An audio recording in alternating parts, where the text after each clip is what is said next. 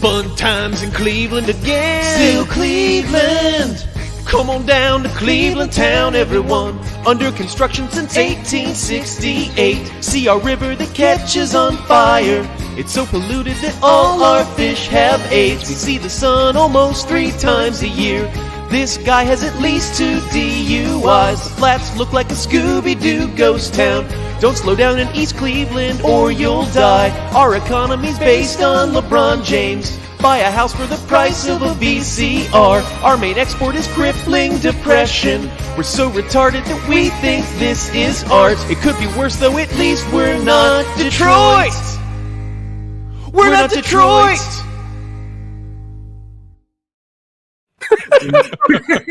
We are you, man. Fuck that shit. I just realized we have the Detroit guy on with us this week. Oh, man. Absolutely fantastic. I didn't realize until after it actually hit the button. But that, because I usually say we are not Detroit. We are the Friends of Fantasy Benefits Baseball podcast. However, technically we are a little bit Detroit because today joining us is Michael Govier from the Enrico Palazzo podcast, Fan Tracks, and other places. Michael, welcome to the show. Hey, Justin, my good friend, and Dave, my good friend. Despite the attack that I have to listen to every time we fire up the Friends with Fantasy Benefits podcast, it's still really, really funny. And my goal, actually, is to create a rebuttal or a retort to that song. That's what I really want to do. I've been planning it for a while, and I'm hoping it gets off the ground in 2022. I like that. I would love that. That would be fantastic. I think it's only fair. We would be happy to play that here as well. I don't know about that. Right. We're going to have to see what this is first. Well, you're going to hear it, Dave. You can be the first person to hear it. I'll tell you that right now. If I had thought about it beforehand, and I should have, since we were supposed to record together 2 weeks ago and had to reschedule, I probably should have put something of Michael's at the front of the podcast because he creates such amazing, great music and theme songs. So, Michael, remind people where you reach on social media and then kind of talk a little bit about what you do. Well, I do a lot of different things in life. Some of them are off the record, but on the record, you can find me at MJ Govier, G-O-V as in Victor, I-E-R on Twitter. That's the best place. I am the host of the Hey, it's Enrico Palazzo Fantasy Baseball podcast, more friendly known as the Palazzo Podcast. 2 L's, 2 Z's. That's on Twitter as well. We do have a handle for that. That's Palazzo Podcast, 2 L's, 2 Z's. We've been chilling right now because, it's chill time and everybody deserves a break. Baseball season is long as hell, so don't blame us for kind of chilling on the episodes right now. But that's why I'm excited to be here. I'm at Rotofanatic. I'm one of the runners of the website. We have fantasy content, and we're revamping stuff there too, but that's a website where you can check out the Data Monster created by Paul Mamino and some brilliant minds like Matt Williams and Carm Mayorano and Crosby Spencer. We got some wonderful people there. Mike Carter, Mr. Doctor. I am the guy. You can find a Rotofanatic Fan Tracks, Palazzo Podcast, and I do a bunch of other podcasts that are non-baseball related. If you want to find out more about that, all you have to do to start that wonderful adventure is go to MJ Govier on Twitter. Definitely do that. I love Michael. This is a guy I've gotten to know over the last few years I love you in too. the industry, and he is one of my favorite people. We got to hang out with Michael at First Pitch Arizona. It's something we'll get to talk about another time because there's so much to talk about because there's so much fucking news. I don't know what we're going to talk about after Wednesday. And we may be going into a little bit of the dark ages of fantasy baseball once again for the second year in a row. But for right now, we've just got a ton of moves. There should be a CBA issue every year. So that way we can get all these moves this early, not have to wait until February to find out where people are signing. Though I'm sure there will be some people we're still trying to figure out where they're going to be signing in February. So what we're going to do is we're going to talk about a bunch of news and hopefully if we have time, get to some Detroit Tigers things. And then we're going to do a part 2, I think on Thursday and talk a little bit about a lot of other things with Mr. Govier. But let's just jump right into the news. Let's start off with what seems like something that happened a year ago, but it was only a few weeks ago since our last recording. That's Justin Verlander signs a 1-year deal to return to the Astros. I think the main question becomes, and I'll start with you, Michael, is are you going to be drafting Justin Verlander coming off of pretty much throwing no innings in 2021? Well, certainly a reasonable and fair question to ask, Justin. I want to concur with the fact that Justin Verlander is a pitcher, and he is old. So once we get that out of the way, you should consider the fact that last time he's on the pitch, on the mound. It's funny, they call soccer the pitch, but there's no pitching. You would think maybe they would mix the pitch in somewhere in baseball, but they never did that. But the last time he was on the hill, the bump, he was pretty decent until his elbow hurt. So we have reason to believe that a one-year deal, prove-it deal, shows that he still has it. And I have a feeling, and this is just a feeling, this is not data, this is not deep analytics. I'm not Alex Chamberlain. I am not the Messiah when it comes to deep statistical analytical data. I can do it, but I'm not going to create new ones like Alex Fast or anything like that. There's no new categories for me. But what I do know is that Justin Verlander will have a Max Scherzer-like 2022, and the fact that he will provide you with a really, really solid 350 minimum ERA, like 350, 370 at the absolute worst. I really see that. As long as he's pitching healthily, he might not give you the innings you want, but the ERA, the strikeouts, they're all part of his game. His repertoire hasn't changed, and everyone said Max Scherzer might fall apart this year. He didn't, and that's exactly what I see for Verlander in 2022. Dave, you are the anti-old person, anti-injury guy, but it's not like Verlander's super expensive, at least at this moment. Are you going to be drafting Verlander this year? Well, what are we considering? If that's not expensive, what is expensive? I mean, he's going. I'm seeing right now pick 143. So he's going ahead of guys like Sean Manaea, Zach Gallen, Luis Garcia, Marcus Stroman. I mean, I cannot some get of those guys with their own injury history. Manaea, yeah. Gallen, yeah. But I'm far less concerned about Gallen than I am about Verlander. I guess you can make the argument that Verlander's upside is more, but I think Gallen has that ability to be like I said on Drew Morris's Common Sense pod. He's like that second tier ace upside for me. He's not going to give you, the same numbers as like a Scherzer or Beeler, Cole, something like that. But I do think that you can get very, very good production out of Gallen, and I'm far less concerned about his sprained elbow because he looked a lot more like himself down the stretch. For me, Verlander just doesn't make sense at all where he's going for me. But if you're more convinced that he's going to be like closer to his vintage stuff, I mean, he hasn't pitched in 2 years? 2020, he got hurt the start of the bozo season. Yeah. Right. He had one start, and then he's like, I'm out of here. I need surgery.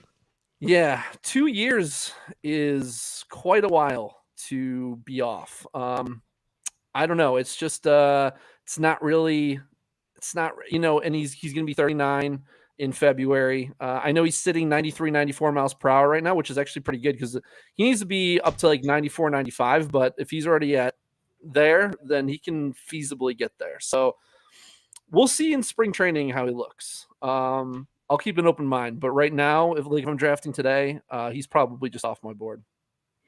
Yeah, I have him ranked as my 58th starting pitcher. He's currently going off as the number 47 starting pitcher on NFBC, and that could change. Like Dave said, like if he looks really good in spring, I'm less concerned about the velocity. The velocity typically comes back, pretty good for these guys, especially considering he's had almost 2 years since his surgery. For me, it's going to be the command and control. Like, does he still have that? That's always the last thing to come back from these Tommy John guys. He is older, and so it's unlikely I'm going to get him in any early drafts. He's going higher than I've got him ranked. And so I'm probably going to stay away from him. Doesn't mean that if he comes back, he's, darting things, and hitting corners and, throwing with velocity that I won't maybe change my mind. But if you're drafting early, if you're like me and you like to draft early, I think it's just a huge gamble to take on a guy that we have no idea what he's going to look like when he gets back on that mound.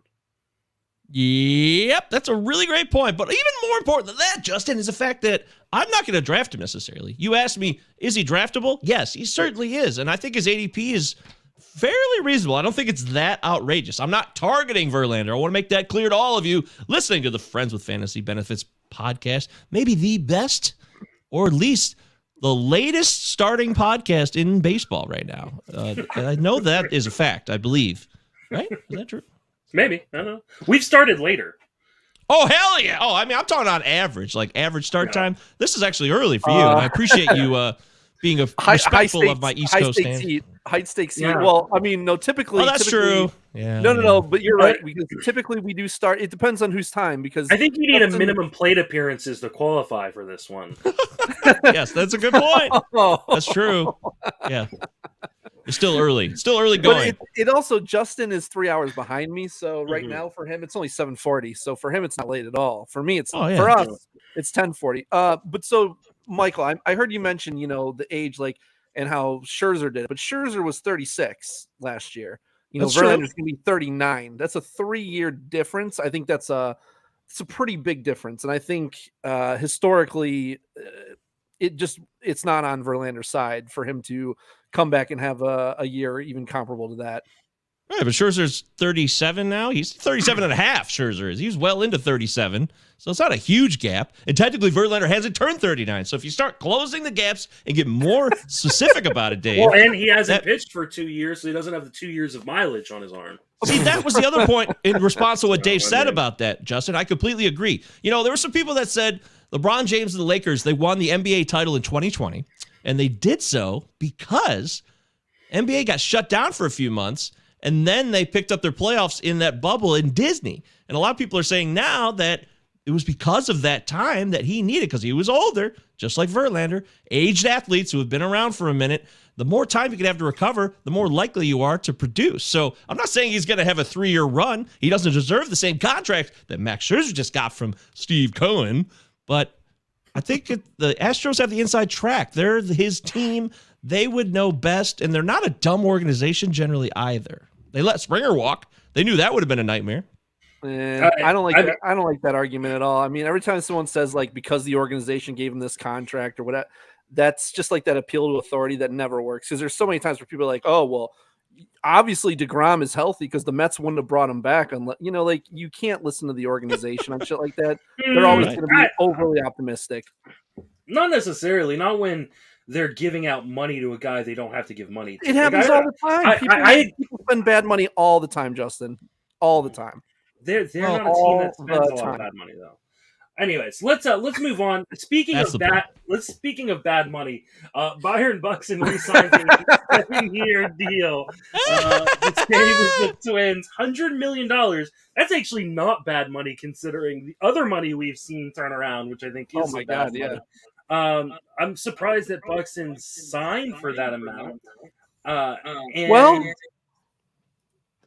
are your thoughts, Dave? Go ahead. I mean, I think he has to be honest with himself. I mean, this is possibly the most injury-prone player in baseball. How are you gonna turn down $100 million? I mean, I hear about people betting on themselves, but that's probably when they have a much less of an injury track record than he does. I mean, he's got all those incentives in there. If he gets MVP, if he gets the at bats, he gets paid even more on top of that. So I think it was an interesting contract, but I think it made sense for both sides. Clearly, this guy's very talented. He honestly would have been in the MVP conversation if he were able to stay healthy, but we know he's not. But yeah, hey, if that's how you bet on yourself, you put in incentives, and if you're able to change the perspective on you, then you can hit those. I think it made sense for both sides, honestly, and I think both sides are probably pretty happy with it. Great comment here. Trout earned Buxton money in 70 games. Buxton plays 70 games. Trade feels fair. Evil Otto. I like it. Govier, what are your thoughts on this deal? And then are you a guy who's going to be targeting Buxton this year? Justin, I'm a big college football fan. I am. And right now I'm on cloud 9 because Michigan beat Ohio State last weekend. It was very exciting. It was a thorough ass whooping. I'm not gloating. I'm just very happy. And Jim should Harbaugh, be. the head, shit. I mean, like you 4 times in 20 years. That's a big accomplishment. Yeah, Dave lives in Ohio, in case you couldn't tell. Dave does not care about Ohio State at all, for the record. Just facts. Just facts. Okay. All right. Well, it I'm seems not like an maybe OSU you were fan. trying to needle me, and I don't appreciate Have they not being won? needled. Have they not won 4 times in 20 years? Yeah, but we're That's live on the correct. air, Dave, and I had a whole thing I was going to talk about here. Damn it. Dave. All right, look. Yes, it's true. But in the 90s, go back to the 90s. Michigan tore that ass up. Just check it out. Go back, check out Football Reference or whatever. I remember Tim Biekabatuka, baby. I remember. That's right. 313 yards in one game rushing. That was awesome. 1995. Those were the days. I think I Desmond was still a Howard. virgin that time, though. Yes, I waited. I saved my virginity for a couple years later. I was very respectful of that process. Believe it or not, it does happen. Anyways, Jim Harbaugh, the head coach of Michigan, this past offseason, he took a bunch of pay cuts and built incentives into the contract. So it was renegotiated. And it reminds me of what Buxton's doing. Buxton is granting the fact that everyone knows he's an injury-plagued nightmare.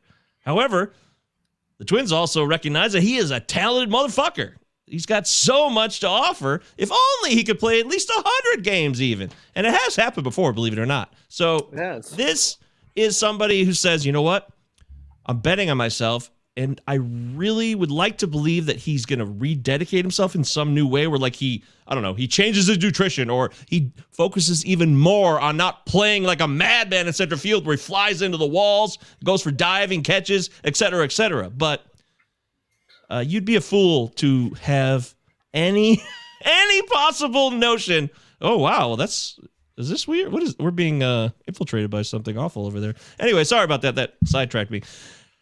If you think that Byron Buxton's going to be healthy going forward and it's all good, you're just living a fantasy, and you probably one of those optimists, half glass full, and that's cool too. But there's nothing for us to base it on, right, guys? I'm not telling you anything you don't know. So I think it's a fun contract that he signed. There's also a full no trade clause, which is interesting. I'm guessing he just wants to set down roots in Minnesota and doesn't want to have to worry about them getting cheap at some point and saying, well, we're going to move. I mean, it makes a ton of sense for Minnesota, because if he can put together like a 150 game season at some point, like, he probably does win an MVP.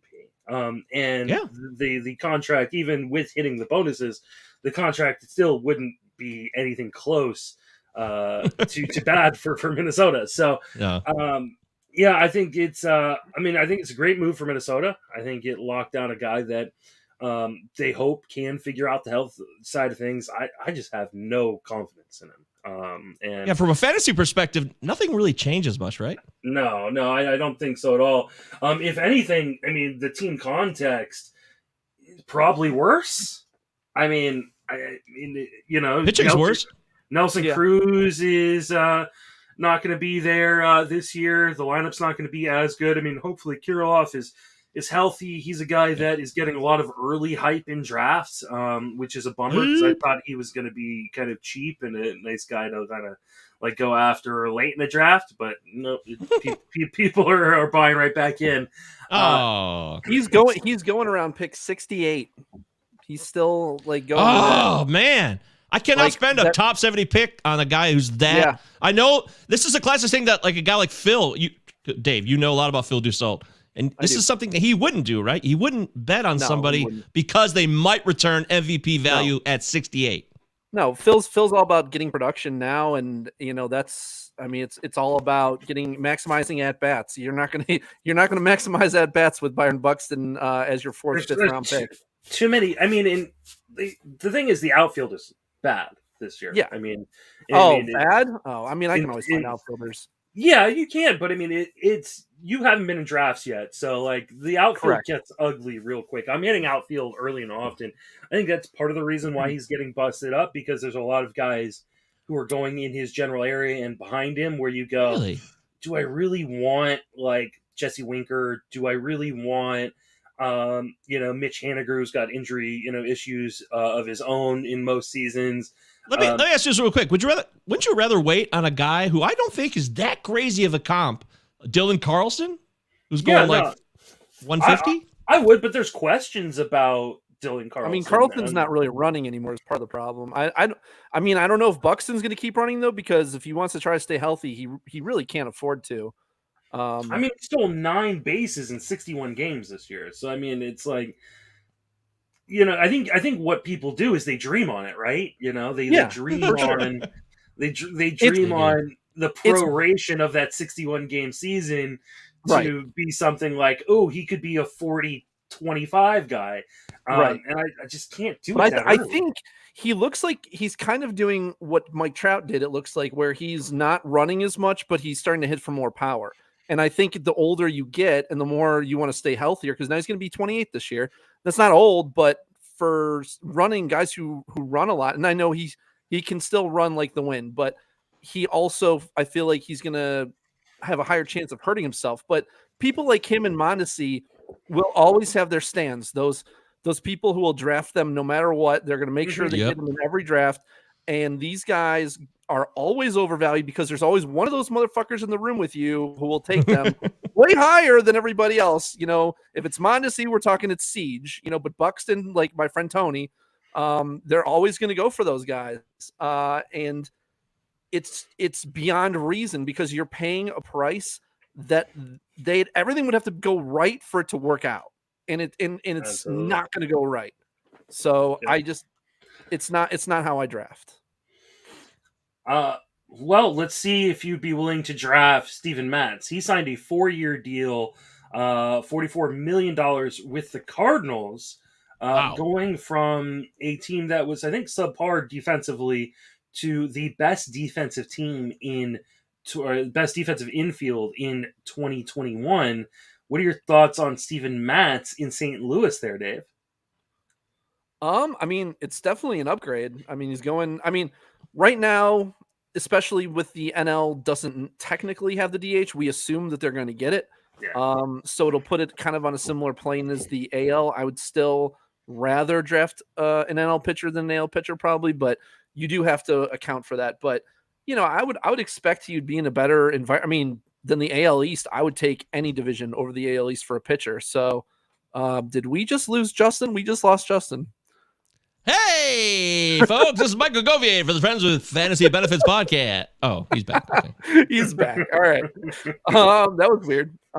So, yeah, I think he'll be a solid pitcher. I haven't really looked into where he goes yet, but he was a guy who was really undervalued.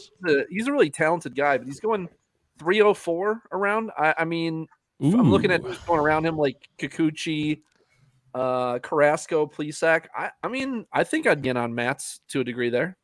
He was going like 500 or so or more last year, maybe 400, but 450. Right. Yeah, Phil. He was an afterthought. He was like Carlos Rodon. Nobody cared. I think Matz was on every one of Phil's teams because I think he got him with like his last. I drafted him in Glarf. I drafted him in Glarf. I held on to him for like a month, but then I dropped him, and I thought it was a fluke, his start, and then he slipped a little bit, but then he turned it around and kept it going most of the year. He's already jumped up over 50 spots in the last 2 weeks, so he's a guy that I think people are gonna, especially now that he's signed, we know where he's gonna be. It's a good location. That he's gonna go up quite a bit. He'll be in the side of the top 200 here pretty fast. NL Central in that park, that's as good as you can hope for. Yeah. Good call. Govier, when I disappeared for a second, did you give your thoughts on Matz? No, bottom line, Steven Matz, he spells it with a V. Steve, Steven. And that's all you really need to know. Sure, he's in a better defensive situation. The ballpark is better for him as a pitcher. That's about it. I couldn't believe. I went from being shocked that people were not going to give him a contract to being overwhelmed by how much money he actually got. I really thought he was going to get like a 2-year, $20 million deal or something. I cannot believe someone gave him 4 years. But that was because the market dictated it, right? They didn't want to do that probably. It seems like a pretty cheap deal now. Sure. When Gosman and Robbie Ray have both gotten 5 years, 100 mil, 150 mil, 115 mil. Yeah, I'm surprised too, just because he has not been healthy. Like, he's been a guy who's really struggled to stay on the field. I thought he would get something closer to what Descalfani or Alex Wood got. Yeah, maybe like a Scherzer deal, a little bit more money, less years, like 2 years, $30 million even possibly. He had 30 starts in 2018, 2019, and 2021. So I mean, yeah, but what'd you get out of those starts? Just trash, hot, stinky trash with buffalo wings and diapers full of shit. Okay. Like, I'm not saying that's what's within him. I don't know that. High 3s ERA, 1.3 WHIP. The WHIP is what bothers me. 9 K per 9. Well, let me ask you this, because DeSclafani resigned with the Giants for 3 years, $36 million. I think I'd rather have that, honestly, than Matt's, right? Mm-hmm. I mean, I would, especially with how well DeSclafani pitched in San Francisco. You know, I mean that's. You know, that's kind of the deal, or the game changer. I mean, maybe. I think it's going to be a good landing spot for him. It's a great place to pitch. Like you guys mentioned, you guys mentioned the fact that he's going to be pitching against the NL Central, which is probably the best division you could be pitching in outside of maybe the AL Central. Against your guys' not teams. Anymore. These fearless Tigers. I think NL Central is still the worst. It might be. So, I think he's going to end up being kind of a bargain, though we'll see how far that price comes up here now that he signs. Guys who sign always get a boost, you know, and then on top, you throw on top of it, it's such a great landing spot for him. He's bound to go up. So that's true. Moving right along, if I can get my show notes up, Corey Kluber signs a 1-year deal with the Rays. This was a little bit surprising to me. I did not expect the Rays to jump in on a guy like Corey Kluber. Makes sense though, right? It's kind of a prove it deal. They're hoping they get him, kind of at peak Kluber-esque time. I want nothing. What was the money? Do we have the money on this? I think it was 1 year, 13 million. 8 mil. 8 mil. Is that it? It's on the show notes, you fuckers. I'm sorry. I mean, that's a really good deal considering what other people got. We're going to talk about Thor here in a little bit. Who got 1 year, 21 million. Verlander got 1 year, 25 million with a player option. Govier, any interest in Kluber? Because I'm pretty much out.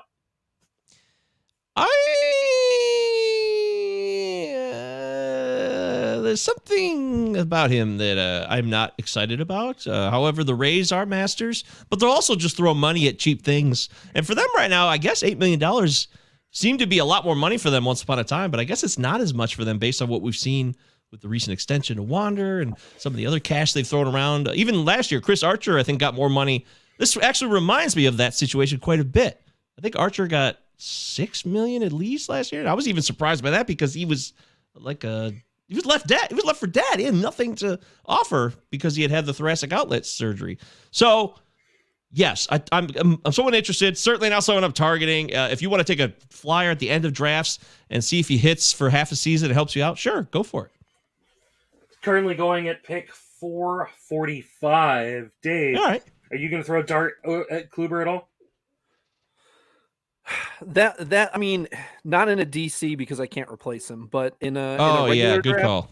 In a regular draft, in the 440 range, I don't hate it, but it's not generally the kind of pick that I would want to make. I just don't like Michael said. I don't feel good about him. He hasn't really been the same since 2018. I just don't, 2 years of being injured and then came back last year, and he wasn't bad. Like, he was usable, 3.8 ERA, 1.34 WHIP. No hitter. We're live on the air for that one on the Palazzo podcast. 2 L's, 2 Z's. It was pretty cool. His control hadn't really returned yet for the most part, but he had 3.7 walks per 9. But his Sierra was closer to like 4.4. So I do like him more being with the Rays now, but he is still in the AL East. So I think he'd be a guy I might consider streaming when he's at home or, facing a weak NL team, but I don't want to play him in, Camden or Fenway or Yankee Stadium, even versus Toronto. I want to pretty much avoid all of those scenarios if I have Kluber. All right. Speaking of the Rays, and Mike alluded to this, that they signed Wander Franco to a long-term extension, 11 years, 100, I think 80. You said 80, 182, but I thought it was 183 million. Either way, it's a lot of fucking money. There's some incentives built in there as well if you win some MVPs. So, Michael, what are your thoughts on Wander Franco for this year? And then, do you like the contract? Shit, if I was the front office masters of the Tampa Rays, I'd be happier than I don't have any good one. What's a good one? You got one? I don't want to say pig and shit. No, we've done that. I want to do something cooler. Happier than a clam? Happier than a Justin in a RotoWare store? There you go. Now we're talking. That's right. Yes. But the bottom line is the Rays front office is thrilled. Fantasy purposes, this changes nothing. You know Wander Franco is an elite player. He's definitely worth... I mean, is he... I don't know what his ADP is. I'd assume it's top 24, of course. 50. Oh, 50. Oh, okay. Maybe I assumed a bit too much there. But this contract reminds me of where we're headed. CBA expires in just less than 48 hours. Wednesday nights from the recording of this show. And that means we're going dark. It's bedtime for Bonzo. It's time to shut it down. It's time for us to all say goodbye to any hint of transactions like we've seen over the last week or so. That's all going bye-bye. It will be a lockout, and there will be no action, and it will not be done until late February, maybe mid-February if things go our way as fans. But this is the type of deal that they want to... The players want to change, I feel like. It's a friendly deal for the front office, but also provides security for Wander Franco, which you can't blame him for. Shit, $200 million is awesome to have all that cash at such a young age. But the system is kind of fucked up. It's kind of broken. It's got issues, and I'm looking forward to the adjustments that will happen. And I find it so fascinating that both sides are going back and forth. Like the players are jumping in because they're panicking a bit, and the owners are also panicking a bit. So you see like a panic on both sides here with the urgency to sign, and it comes from both sides. Pretty wild. Yeah. Dave, what are your thoughts on this deal and then Wander Franco in general for this season? I mean, I think for a lot of the reasons that Michael said, it makes sense from both sides. I mean, yeah, he's huge elite prospect. Looks like he's going to be a real good player. But, who knows how good? I mean, 200 million is still 200 million, 11 years. He might not be that guy who really cares about maximizing his total value over that time. Like he just wants that security. And I think, again, this kind of makes sense from both sides. In terms of fantasy, I was actually shocked to look and see that his ADP is like 48, putting him around early fourth round in 15 teamers, because every draft I've seen, he's gone in the second and third round. Yeah, so you're like me, thought it was higher. Yeah. But I mean, I'm completely out at that second, third round price. Even fourth round, I can see it. I think he's a better real life player than he is a fantasy player. Like, I don't know. It's a little too, he's not a guy that I'll be targeting this year. Yeah, I tend to agree. I mean, I definitely think he is a better real life player than a fantasy player. I think there is more pop in that bat. I don't know if it gets unlocked this year. My biggest issue with Wander Franco is I feel like he's kind of a carbon copy of like a DJ LeMahieu.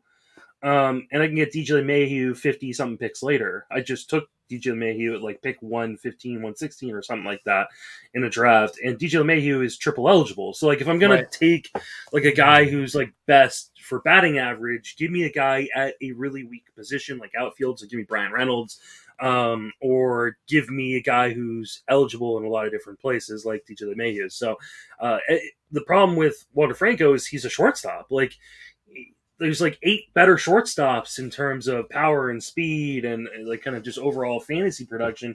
Do I think he's the better real life player over a lot of those guys? Absolutely. But I'm just not going to be able to pull the trigger inside that top, 50, top 75 where he's going this year. I love the contract for the Rays. Like it was a great job for them to lock down a guy who should be the face of their franchise for the next decade. Shocking, right? You just don't see them do this.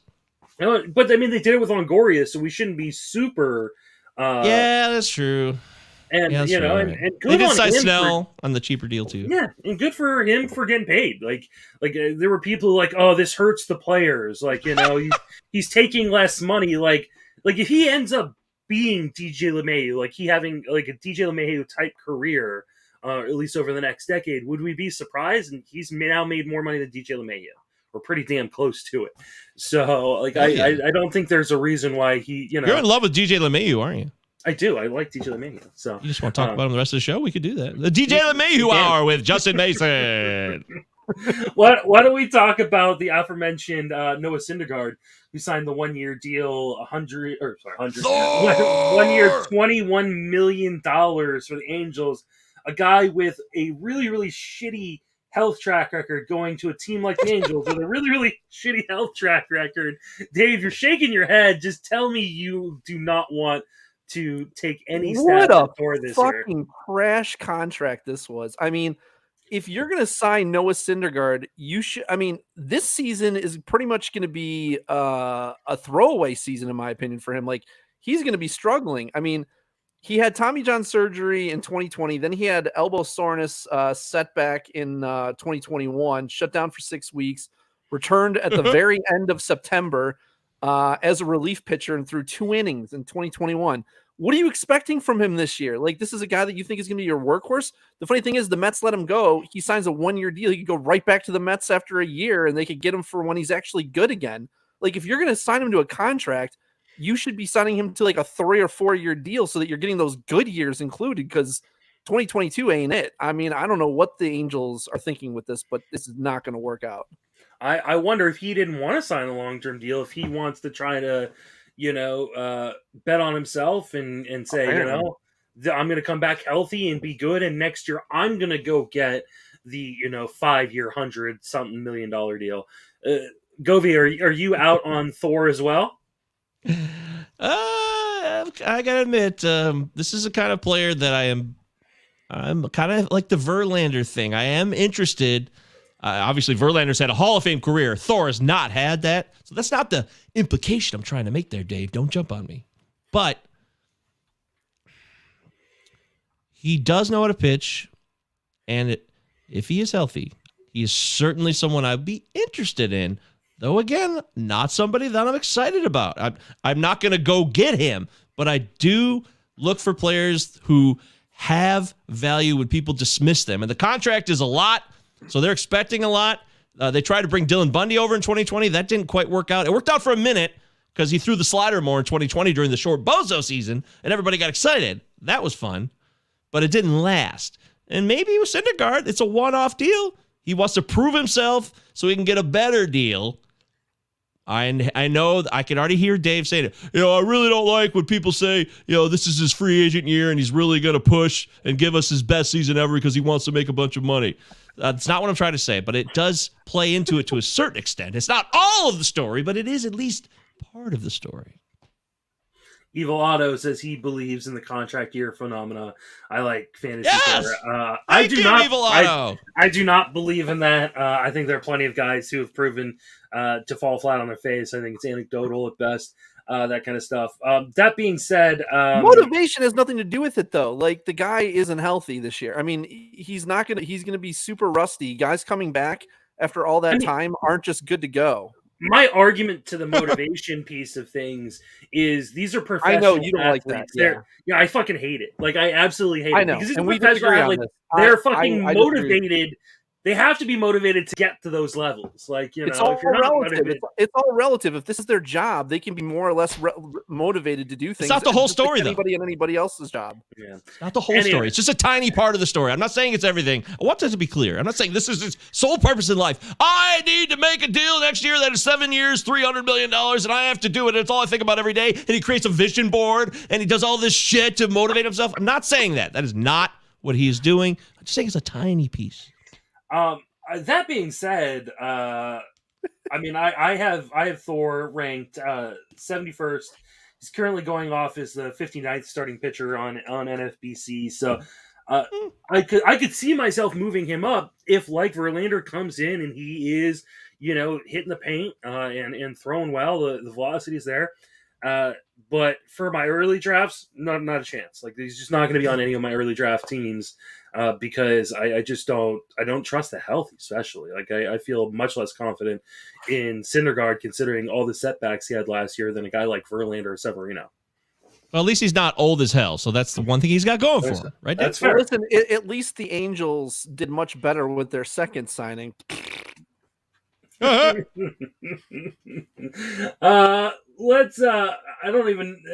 second signing is Michael Lorenzen. I don't even know why we're talking about him, but I mean, I guess it's because he's going to the rotation. This is what their plan was to fix the rotation is Rusty Thor and Michael. Is he going into the rotation? Have they said he's going to be part of the rotation? They say he's going in the rotation. I mean, plans can change, obviously, but that's what they said. Yeah.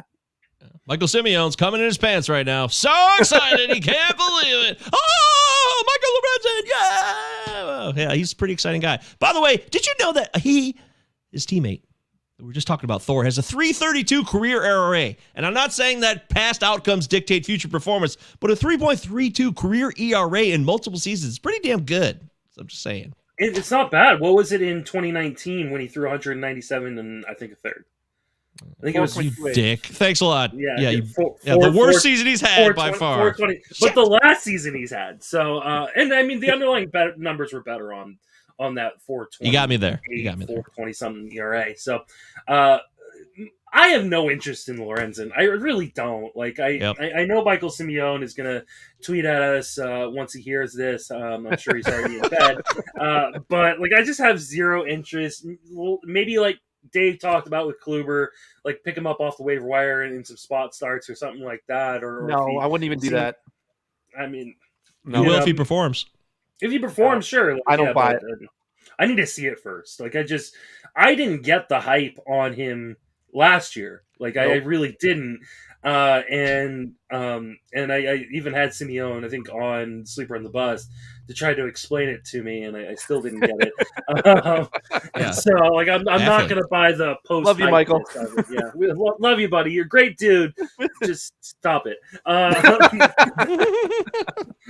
Moving right along, Robbie Ray signed a 5-year, $115 million deal with the Mariners. The Mariners are going to be a fun team. The AL West is going to be a fun division, considering all the action that's happened so far in the AL West. Govier, what are your thoughts on Robbie Ray moving to Seattle? Robbie Ray in Seattle is a good thing because if he continues to focus on his control, which he did improve, he threw a lot more strikes last year, I think it's fair to say, or at least he pitched in the zone with more success. That's fair to say, and that excites me. And it's an upgrade of the ballpark, right? That's an easy call. And it's an upgrade. Well, maybe it's not. I mean, it is. No, it is. It is an upgrade in the division with all those ballparks. You'd rather pitch in all of those than the AL East. So the peripherals are his new surroundings are pretty exciting. And he might be in the prime right now. If he figured out something and it's going to stay, then this is a guy who will provide us with excellent fantasy numbers for the next 2 to 3 years at least. And I'm talking, top 20 SP for sure. But I do have some issues. I'm concerned. It's an old wounds that never quite healed. I'm a Tigers fan, and we just pissed him away for nothing. And I saw what he could have become. He always was a strikeout artist, but his wild walking, excitable rates of BBs were a real problem. And I just don't know if I'm targeting him again. We keep bringing up players that I'm like, I don't know if I'm targeting this player. It's weird, but I'm interested. It's not like dying to get them. I'm not targeting Robbie Ray, but I actually don't mind the price. Like he's currently going off as the number 14 starting pitcher. We'll see where that goes. If that starts going up too far, that might be an issue for me. I have him as my number 15 starting pitcher. I love the move to Seattle. Love the fact they're going at it too. They've been talked that they could be going after Javi Baez as well. Was one of the rumors today. So don't do that. Yeah. Please don't do that. It looks like they're making a push. Dave, what are your thoughts on Ray? Well, so I don't. Michael didn't make it to a lot of the panels in First Pitch Arizona, so I'm not sure if he was there for this one. But during Eno's panel, he was talking about Robbie Ray, and he said that he was trying that a dig, or are you just telling me I wasn't there? No, I was just saying you weren't. Why would that be a dig? I have a life, goddammit! I had to live it. Yeah, no one was judging you for that. We all would have done what you. You're Oh, good. okay. All right. No, I'm sorry. you're I'm sorry. I wasn't there either.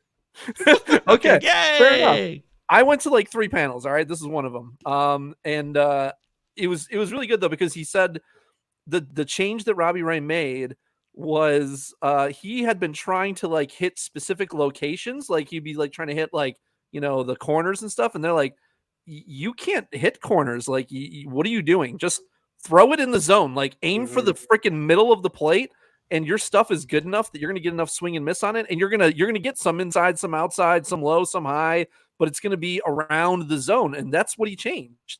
Hey, so what I said was true.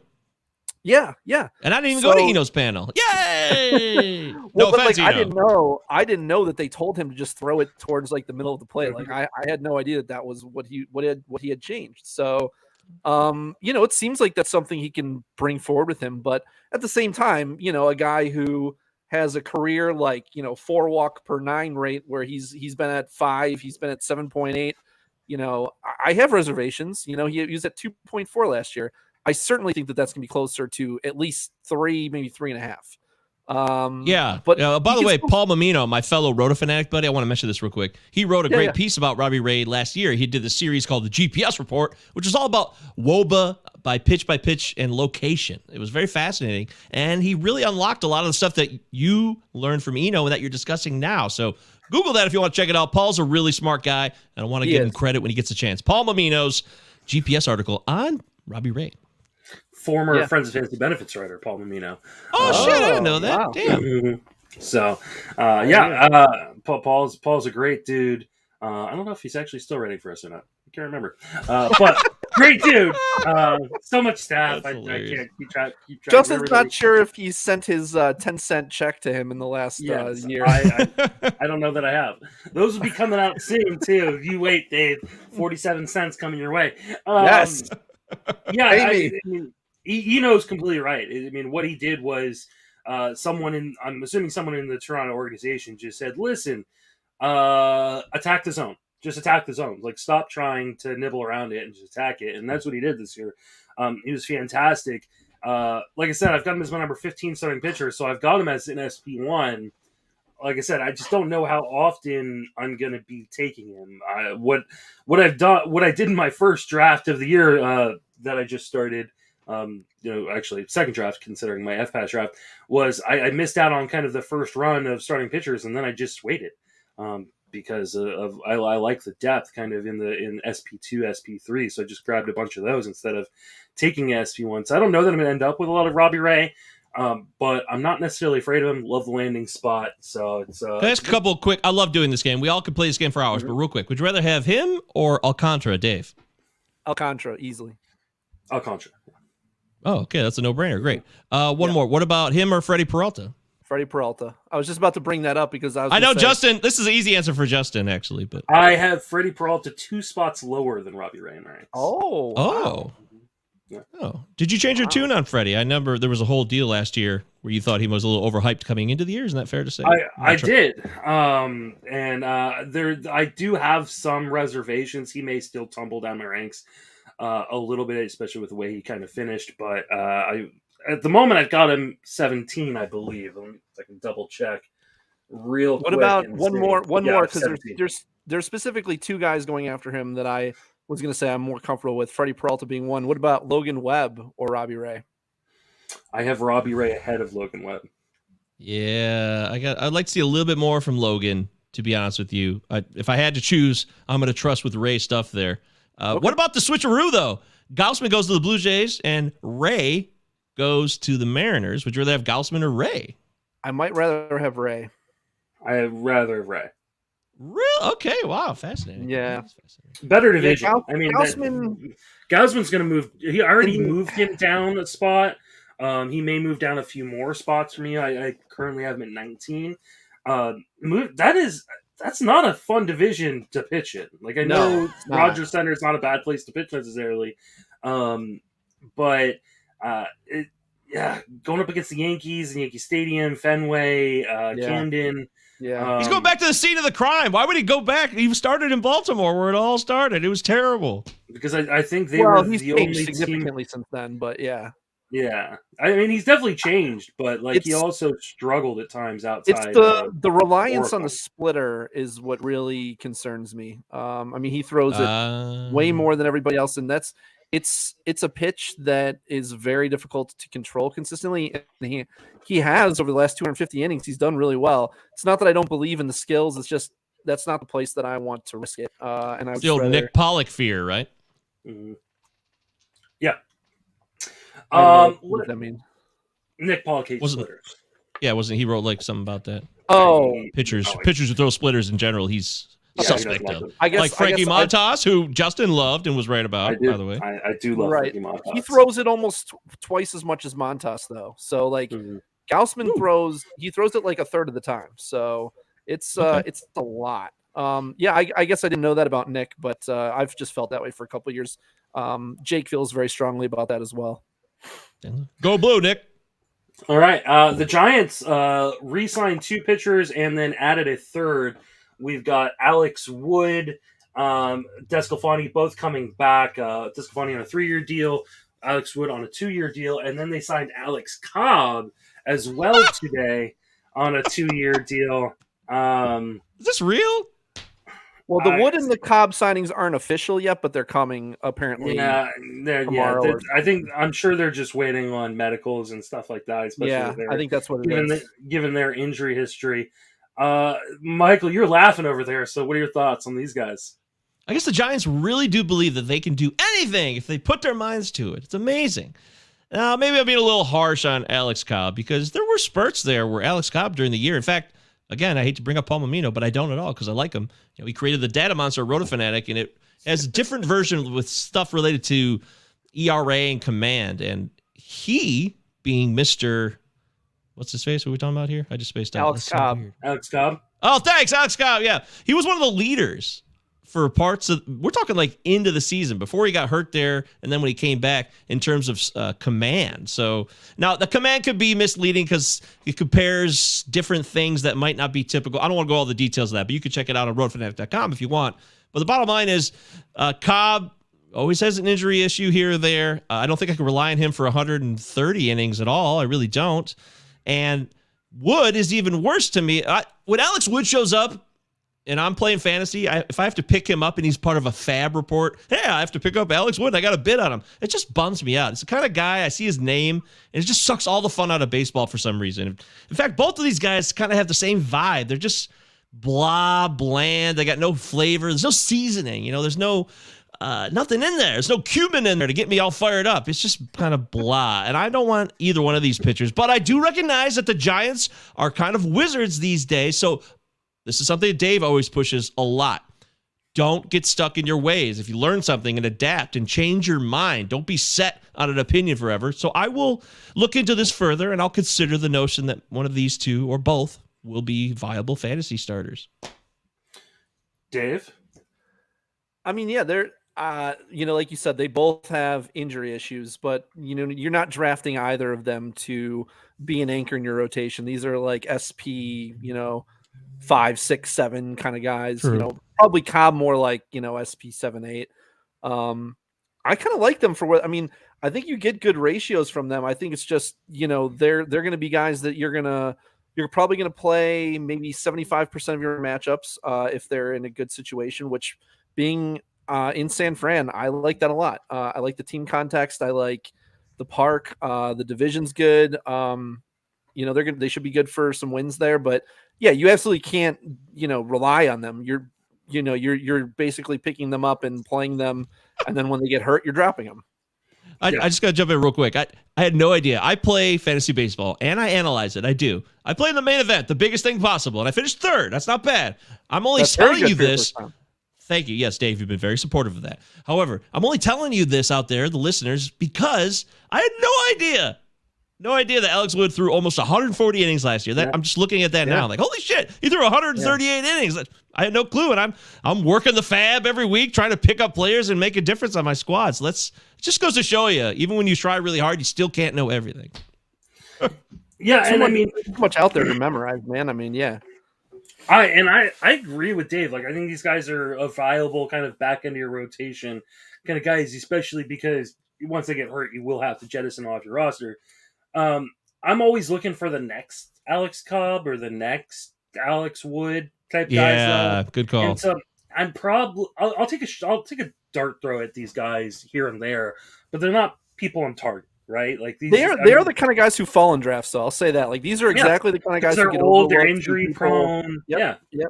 But for where they go, Alex Wood's going 235, which is kind of high. No way. He's going at the same time that like Jesus Sanchez is going. I mean, I know it's a hitter, but like I'm just looking at guys around him. That's pretty high. I'd probably rather take a shot on Aaron Savali because I think he can be a workhorse. He's going right in front of the next starting pitcher is Patrick Sandoval. I'd rather have Patrick Sandoval. I think we have different lists, but yeah. Yes, I would. I agree. think mine's I would agree sorted by the last 2 weeks. It is. Oh, okay. All right. Oh, yeah. We should all be on the same page. We're doing last 2 weeks. I could do that. Okay. Hang on, let me modify. So you've got 11-15 then? Yeah, I did from 11-16 to 29. So, boom, updated. We're all in the same world now. All right, now we're on the same page. Cal Quantrill is going after him. Ooh, you guys are mentioning some buzzy players. I actually do like Wood Target. I'll take Cal Quantrill. I like Sandoval. You don't like Quantrill? We'll I don't know. I have to look into it more. The K rate was very. Oscar Yanoa is going behind him. Aaron Savali, all the Cleveland pitchers. I don't want Yanoa at all. Yeah, do you know that all of their fish have AIDS? Steven Matz, the aforementioned Steven Matz, going after Alex Wood. So I think Cobb is probably the better target. Yeah, for sure. For where he goes, like he's in the. He's not. Okay, where's 316? 316. Okay. So I think that's a little more palatable. I think. Yeah, but even that, like there are guys going around Alex Cobb where I go, would you rather have Alex Cobb or Carlos Carrasco? But these are the kind of guys who like don't get drafted in 12-team leagues, and they're really good to pick up in like good streamable starts, and they're very usable. Is about what I can say. Mm-hmm. Yeah. Tony Gonsolin goes right behind Cobb right now, and I think I'm still interested in that, even though I know he might not pitch as many innings as Cobb. I do acquiesce to that point. Yeah, I mean, there's a ton of guys going in that area that I really like, so I probably won't end up with a lot of Alex Cobb either. This is what my Giants are doing, though. Like, I really like this is it. Like, I hope there's another big signing somewhere, but that's all bland, dude. It's all just like potatoes with no salt, no butter. It's just boring as hell, but it fills you up and you're satiated. Do you know what my team has done so far? They've signed Sandy. Yeah, but we know your team is never going to sign people. Like my team, like has money. They've shown the willingness to spend it before. We're contenders. Like you're not. They're too busy guarding the city. They're too busy. They've got a lot of work to do. We could have been a contender, but the problem is that our fucking owner doesn't spend any money. Like we had the core pieces to win. They just didn't spend. If this offseason should be teaching, baseball fans in general anything, is teams have a ton of money. When the Rangers are spending $600 million. There are no poor teams. There are absolutely no poor teams. It's all garbage. It's all bullshit. Yes. Fucking A right, man. Some teams run it to win. Sometimes some teams run it to make money, maximize their profits because they just think of it as a business. And that's what, unfortunately, Cleveland's owner does. They can commit $500 million in a week. That's a team that's not even one of the biggest teams in the league at all. The Yankees and the Dodgers have shown the best way to maximize profits is to put the best fucking team on the field. Because then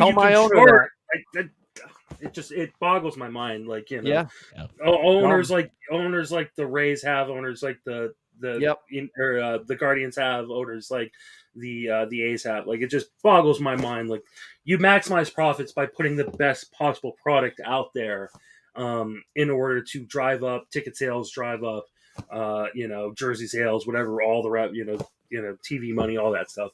Preach on. Each one of these assets, each one of these teams is worth billions of dollars. End of story. Yeah, exactly. Speaking of Sandy Alcantara, he signed a 5-year extension for $56 million with the Marlins.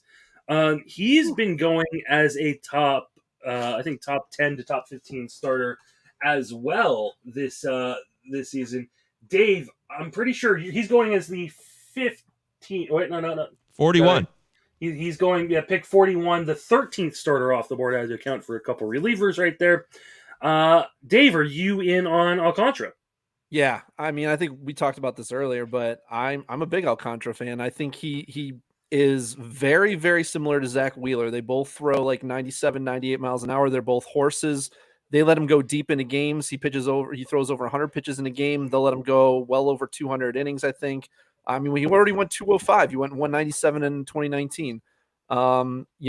Getting him for $56 million over 5 years is a fucking steal. Like, this was the best contract I saw signed so far this offseason. And I mean, the Marlins did an incredible job to lock him up for that.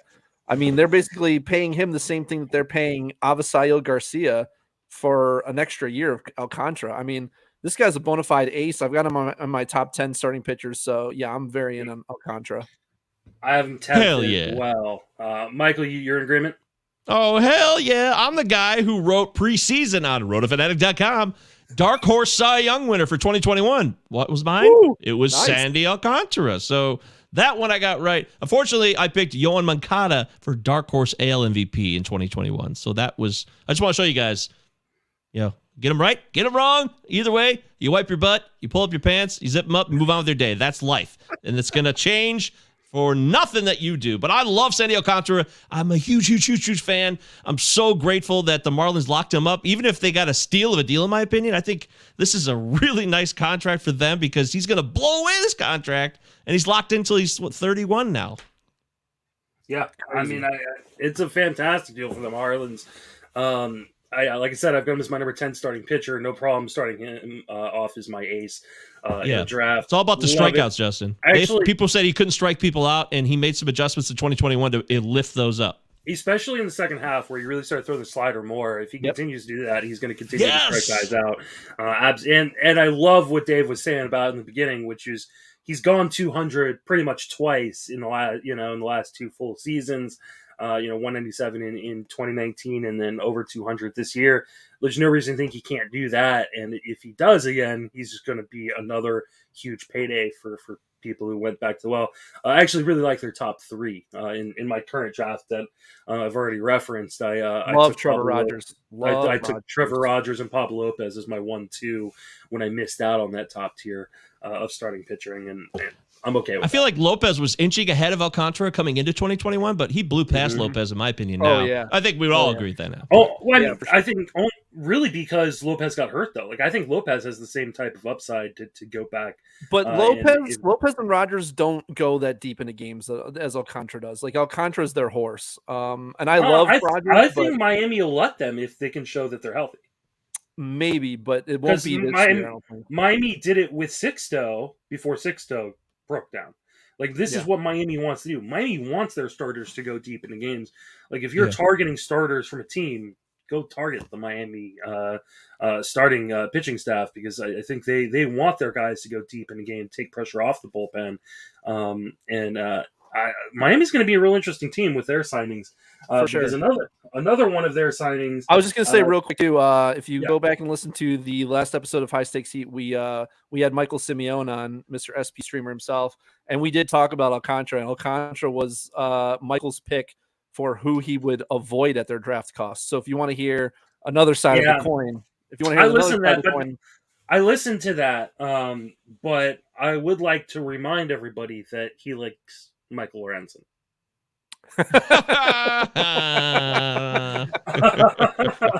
That's a very good rebuttal.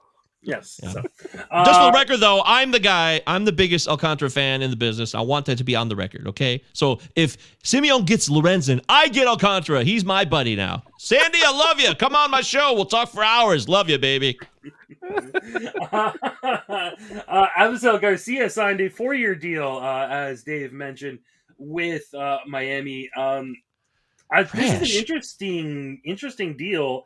I assume this means Garcia will be a full-time player, which is something he wasn't in Milwaukee. So that there's some added value there. Govier, what are your thoughts on Avisail Garcia going to Miami? Kind of baffled, I guess. Unless they really thought that 2021 was a breakout for him in a sense, because power-wise it was, I suppose. That's not saying a lot because his career is just filled with streaks and then nothingness. It happens to every player. I know streaks are, they're part of the game. They always will be. For him, they seem to be a little more prolonged, and not as long as like a Jonathan Scope streak that goes on for 6 weeks and then he does nothing for the rest of the season. But you know what I mean? I'm surprised by this deal. The numbers don't make sense to me for some reason, Dave. It's 4 years, $53 million for a guy who isn't that reliable at times and can be decent, but I think you could have got a cheaper version of this guy somewhere else. I really do. You think $13 million a year is a lot?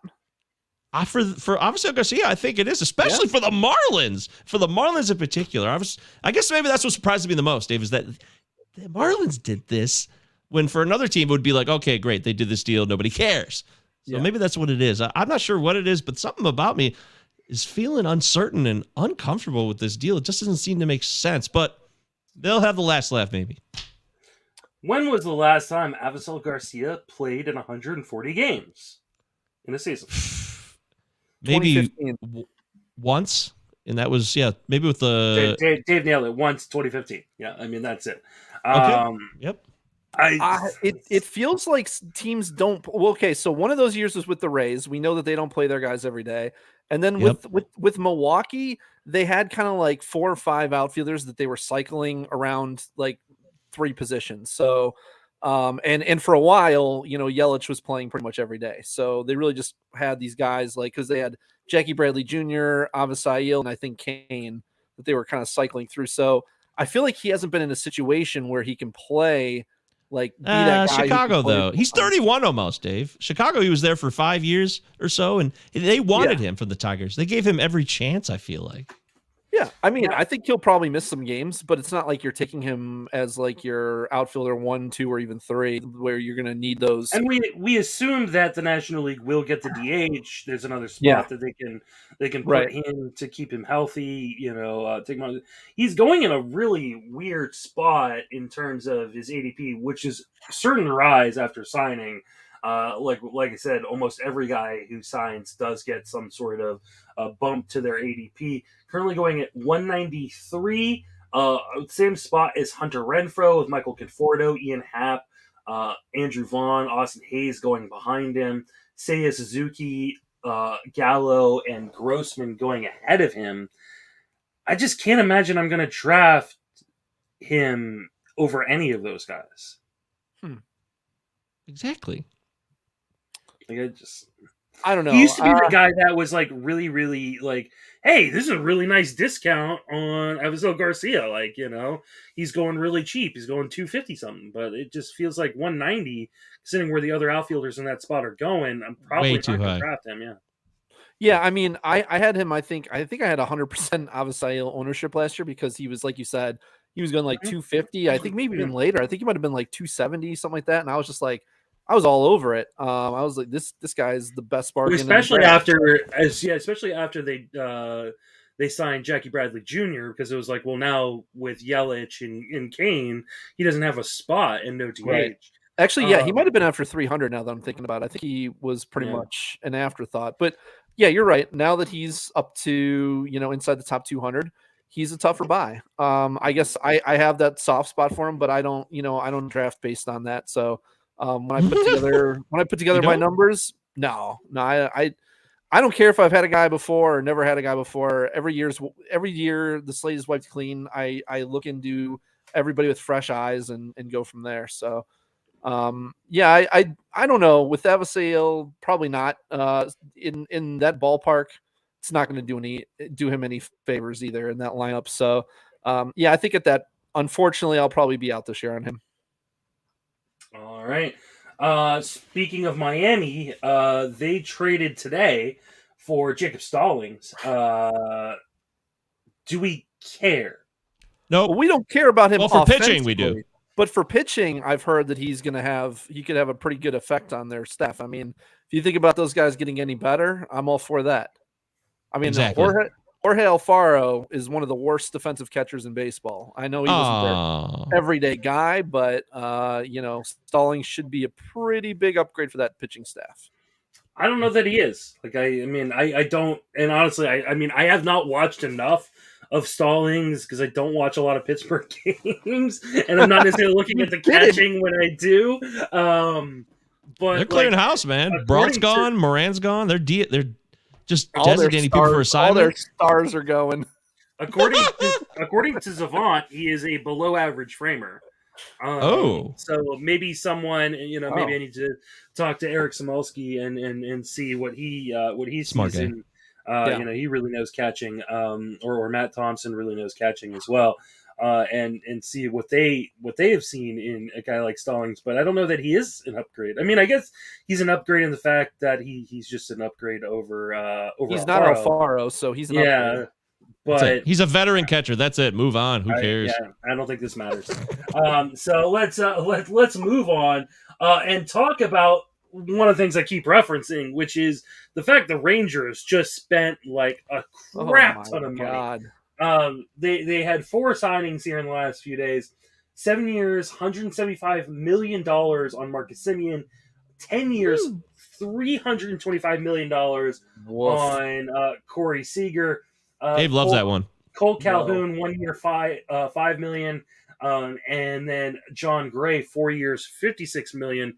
Let's start with Semien, because someone was in a draft. I guess I think it was Zach was saying he was in a draft. Or no, I think it was George Montanez was saying he was in a draft that started today, and someone popped Semien in the first round after this signing, which I laughed at pretty good. Is this real money, not Monopoly money? Apparently, DC. I mean, no one has been a bigger Marcus Semien fan over the last 3 years than me. I absolutely love Marcus Semien.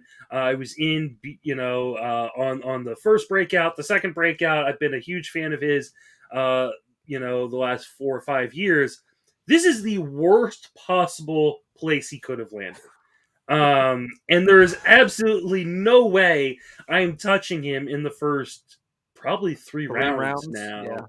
Yeah. And so if I've seen him go now in the first, I've seen him go in the fourth. The fourth sounds about right. Dave, it sounds like you agree with me. Yeah. I mean, obviously monster season last year, but you're not going to see anywhere close to those run and RBI numbers in Texas. You can almost have them. That's cut them in half. I mean, like it's going to be real. It's going to be real rough. I don't care who else they added. It's still not a good lineup. I heard someone say, well, the Rangers run more, so maybe he'll run more, maybe, but he's also gonna be 31. So I don't like to depend on those kind of guys. He's also like a 10 to 15 steals guy. I don't imagine even like in my wildest dreams, maybe he'll get like 20, 21, 22, something like that. That would kind of shock me, honestly. So yeah, I think that's way too long and too much money to give him in real life. And in fantasy, I just got a lot less interested. Michael, your thoughts?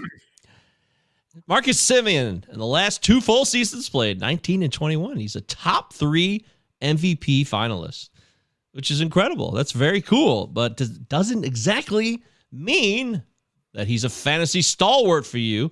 They're not correlated necessarily. They usually can be. If you provide production, that means you're a highly sought after fantasy player that you want to get in your squad. Problem is, Marcus Semien, you said the field, that sucks. It's kind of a bummer. I agree. But I actually like their lineup. I think he's going to score a lot of runs. I really do. And the Rangers do like to run. They didn't do it as much in 2021 as they did in 2020, which had me excited for them. They were one of the busiest teams on the base pass. In fact, that's one of the reasons that killed a few Rangers value for me, because they didn't run as much in 2021. So if there's more of a commitment to that in 2022, Semien's value still holds true to me. But there's no way in hell I'm drafting him in the top 24. I never want to dive in on a guy who just had a career year. And I know he had the top 3 AL MVP finish in 2019, so that was another career-like year. So it looks like he's trending in the right direction. I got to tell you, I'm just really kind of torn on this one right now. It's incomplete. It's still too early. I think there's production in this lineup, but I'm not sure I'm going to pay the price that you all want me to pay based on ADP. Yeah, I think the hard part is he's going from that amazing Toronto lineup to not an amazing Texas lineup. And I know that they're adding pieces to it, but there's like no path to 100 runs scored. No path? See, I don't know about that. I mean, I don't think so. They got some hitters in this lineup. They're going to strike out, and they've got some issues in the pitching big time. But you also have it's not like he's a big OBP guy. I mean, this is not a guy who hit like 330 with a 400 OBP. He benefited from hitting in Buffalo and Dunedin. His on base percentage after they went back to Rogers Center was 317. That's a really interesting stat. Okay. And now you're going to Globe Life, which is not a great place to hit.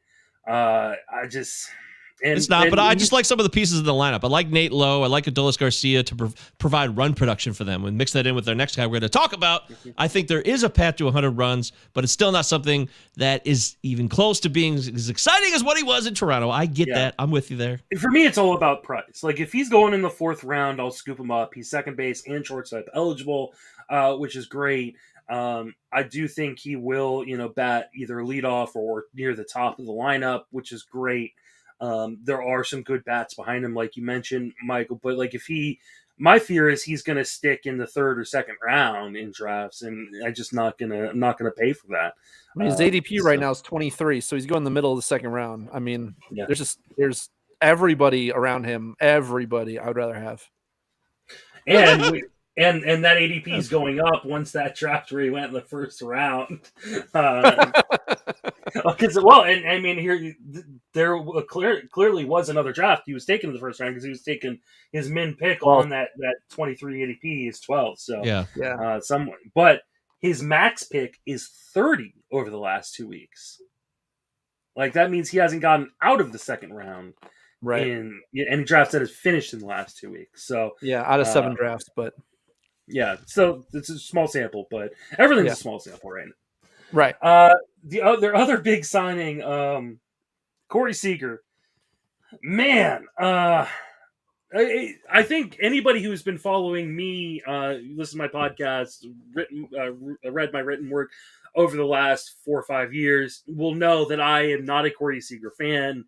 I don't like his injury proneness, and I cannot believe that anybody gave him a $300 million contract. This is, if you could turn injury off for him, I think he'd be worth it. I don't like this at all. Michael, you got a look on your face. I want to know what it is. It's one of befuddlement. I'm confused. I'm lost because this guy is so typical of a big time name that never has the stat line at the end of the year to go with the prosperity and the excitement and the honor of being an elite shortstop usually has in fantasy baseball. It's just never there. We get the spurts again. It seems like these streaks come and they go, and he gets hurt. It's an elbow injury. It's a hip issue. It's a hammy, yada, yada, yada. Endless injuries for a 10-year run. I mean, forget about that for a second. Just forget about that. From a fantasy perspective, if what you said about Marcus Semien holds true, then it's going to be a reduction in almost everything across the board for him offensively, which is a real bummer for you.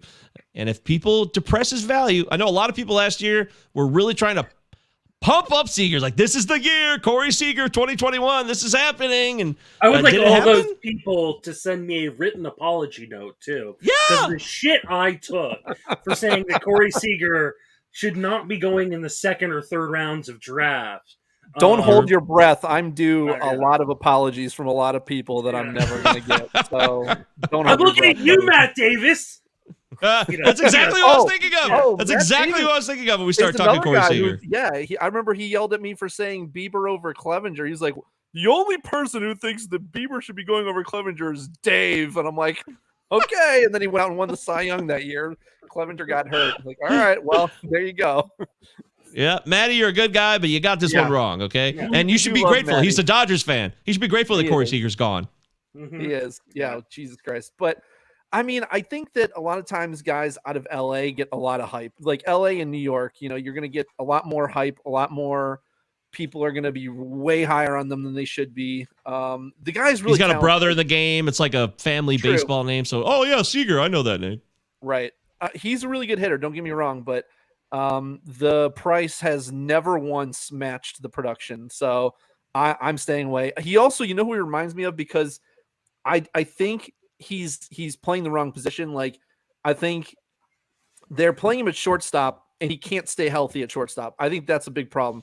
Troy Tulowitzki was the same way. He was a bigger guy trying to play shortstop, just built the wrong way to play shortstop. And I think they need to move him off of that. He's really talented, but he can't stay healthy. Go back and look at his scouting reports for when he was in the minor leagues.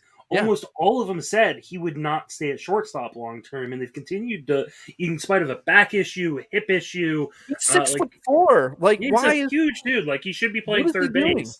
But he's not going to be doing that in Texas because they've got Josh Young, who's going to be coming up probably next year and going to be playing third base for them unless they've got Trey Turner. I mean, now that he's in Texas, I guess he's going to. But I mean, like, I don't know why they were still playing him at short in LA, but maybe he's so stubborn about it. He absolutely refuses. I'm a shortstop, and that's what I do. Some guys are like that. Like, I mean, we've seen that. I'm sure it's probably part of his contract is he was like, I'll sign with you, but you're keeping me at shortstop. He probably said something like that.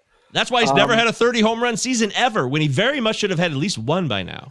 But I mean, I put it down on Twitter today. I said they're going to regret this contract. I mean, this is going to be bad. He hasn't hit 20 home runs in a season since 2017. That's right. Yeah, that's right. 20, and he hit 22. So huge. So, let's keep it going here with the Rangers. Do we care about Cole Calhoun?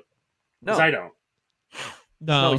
I mean, he's a guy you pick up for like a couple of weeks when he gets hot for a fab run, and that's it. But you're not drafting him. Yeah, I mean, people will draft him in 15-team leagues. They will, but I'm not. He's a good defensive player. Maybe it helps a little bit of the pitchers, especially with that huge the outfield in he's all bop, though. Like, what else does he provide beyond home runs, right? Yeah, 220 batting average and, a handful of home runs. You can get that anywhere off the waiver wire. Just so you guys know, when Justin says, do we care, that's his way of saying, I don't know why Dave put him in the show notes. That's really what Justin No, you should put him in the show notes, but I also don't want to spend 10 minutes.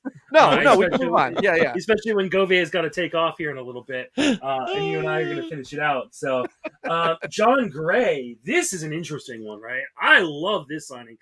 4 years, $56 million for John Gray. And on the seventh day, John Gray was freed from Coors Field. So let it be written, so let it be done. And before we talk about John Gray, let's first talk about the Rockies, who did not trade him at the deadline because they wanted to re-sign him. And then didn't even give him a qualifying offer.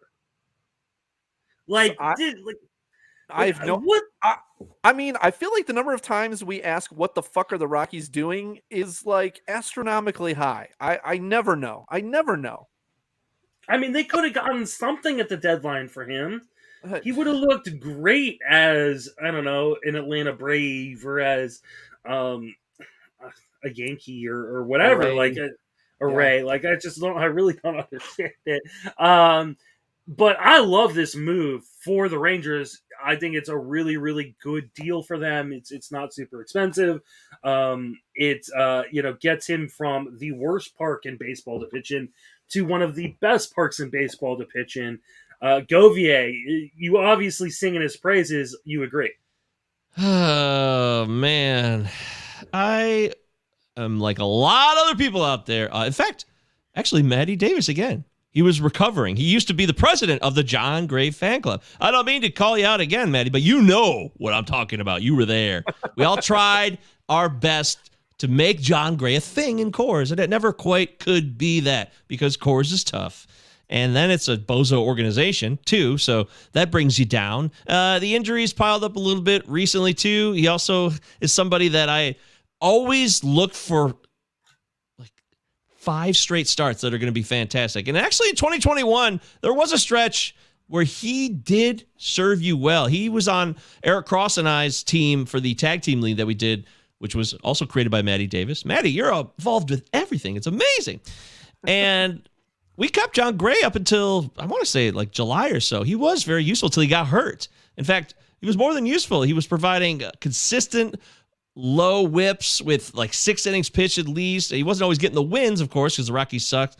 This is a roto-focused opinion. But John Gray is someone we've all wondered, what would he be like outside of Coors? And I'm really, really excited about this. I think he gets his day here, and it comes at the right time with the right team and the right type of ballpark.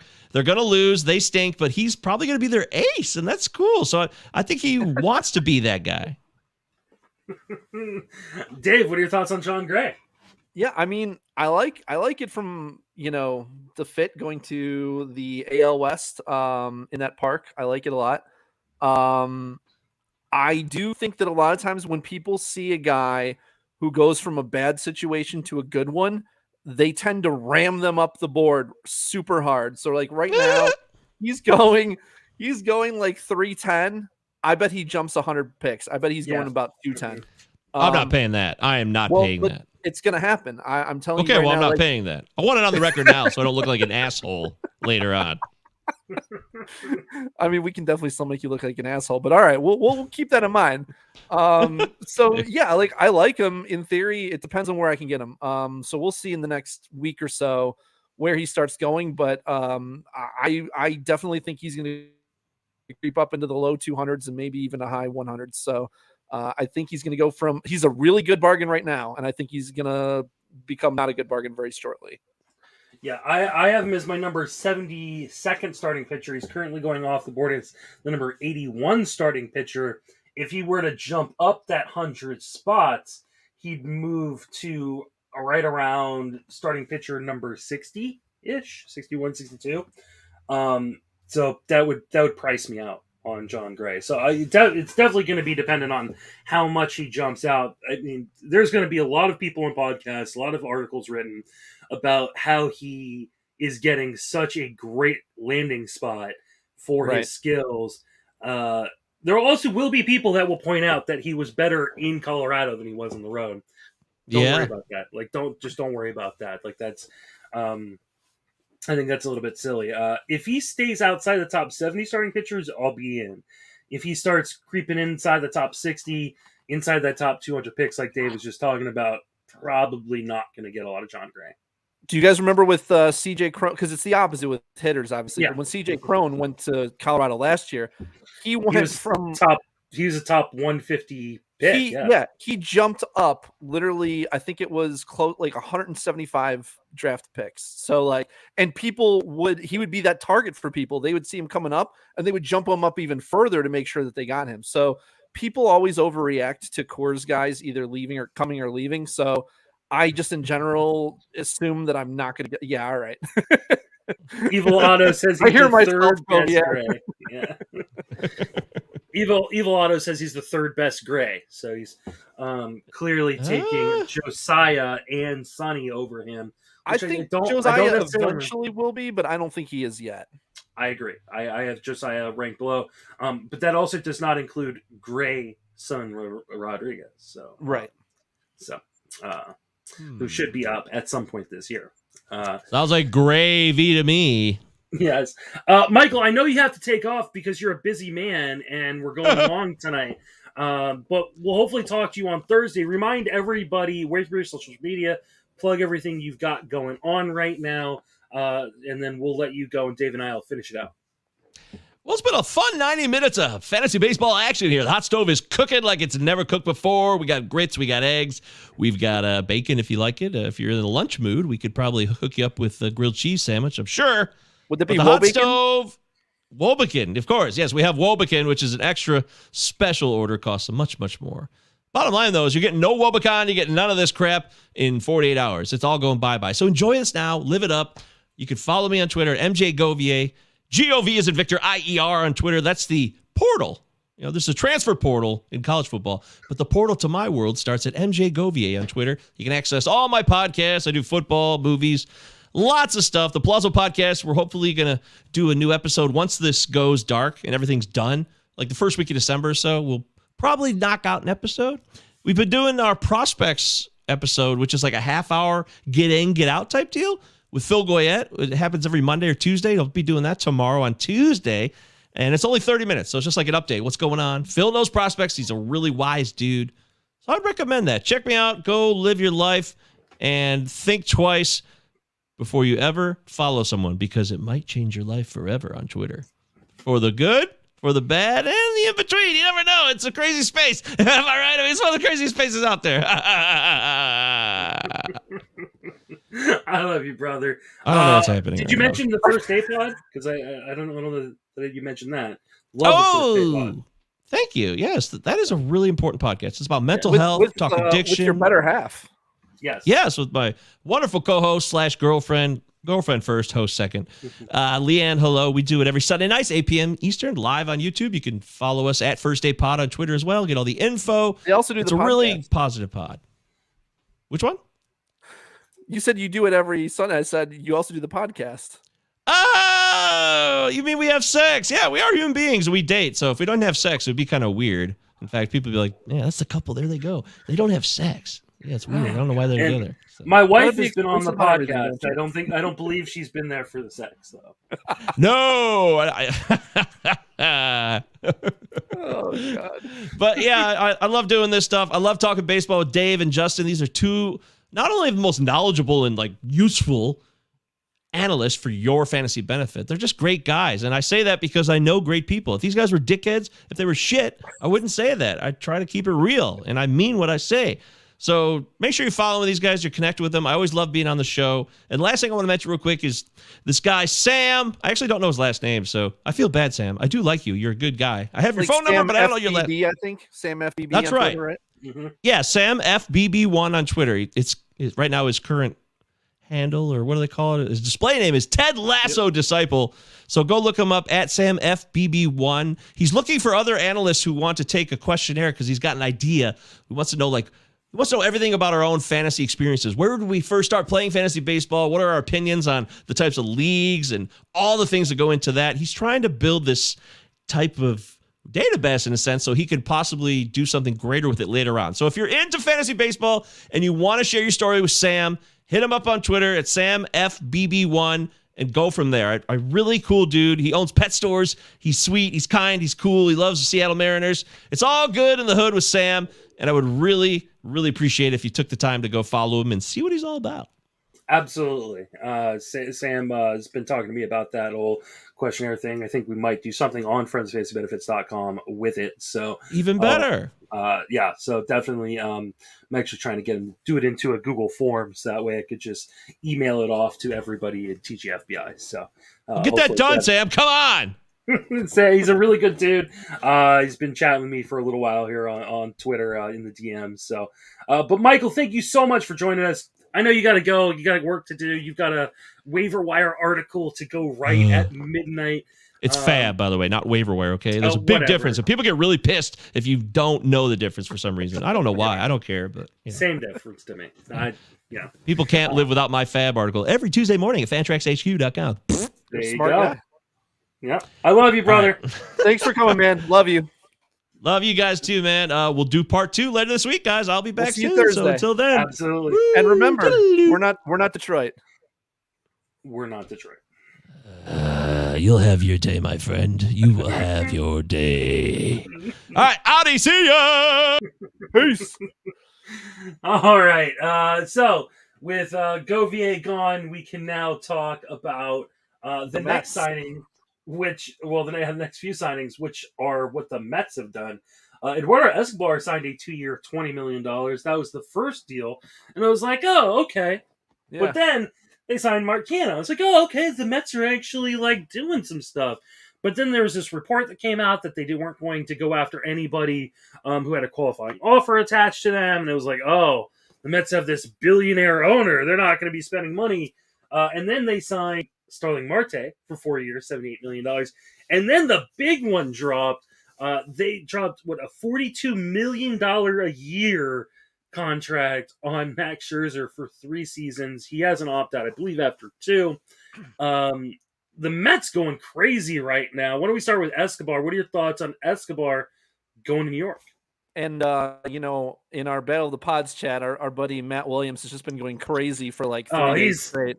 He is running around. He wants to run through walls. He is just like a chicken with his head's cut off. I mean, he is so excited. And good for him. I wonder what that would be like for my team to sign good players. I don't know if that's something I'll ever get to experience, but good for Mets fans.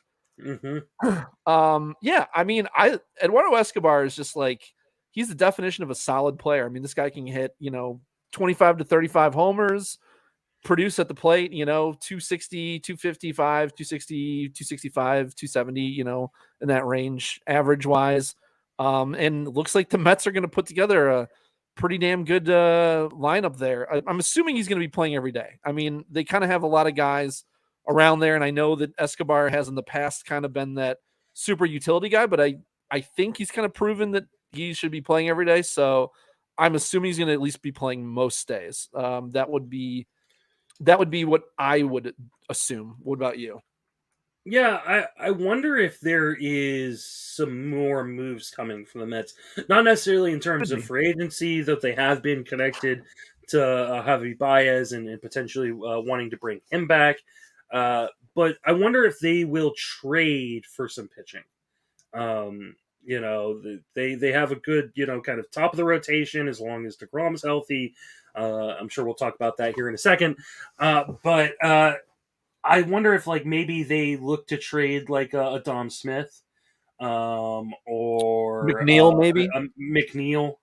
Though I mean they'd be selling so low on both of those guys, and the DH we assume is coming to the National League, and which would give Dom Smith especially an extra place to play. McNeil can play everywhere defensively, so that's not as an issue for him. I don't see why you sign Escobar if you're not going to play him full time.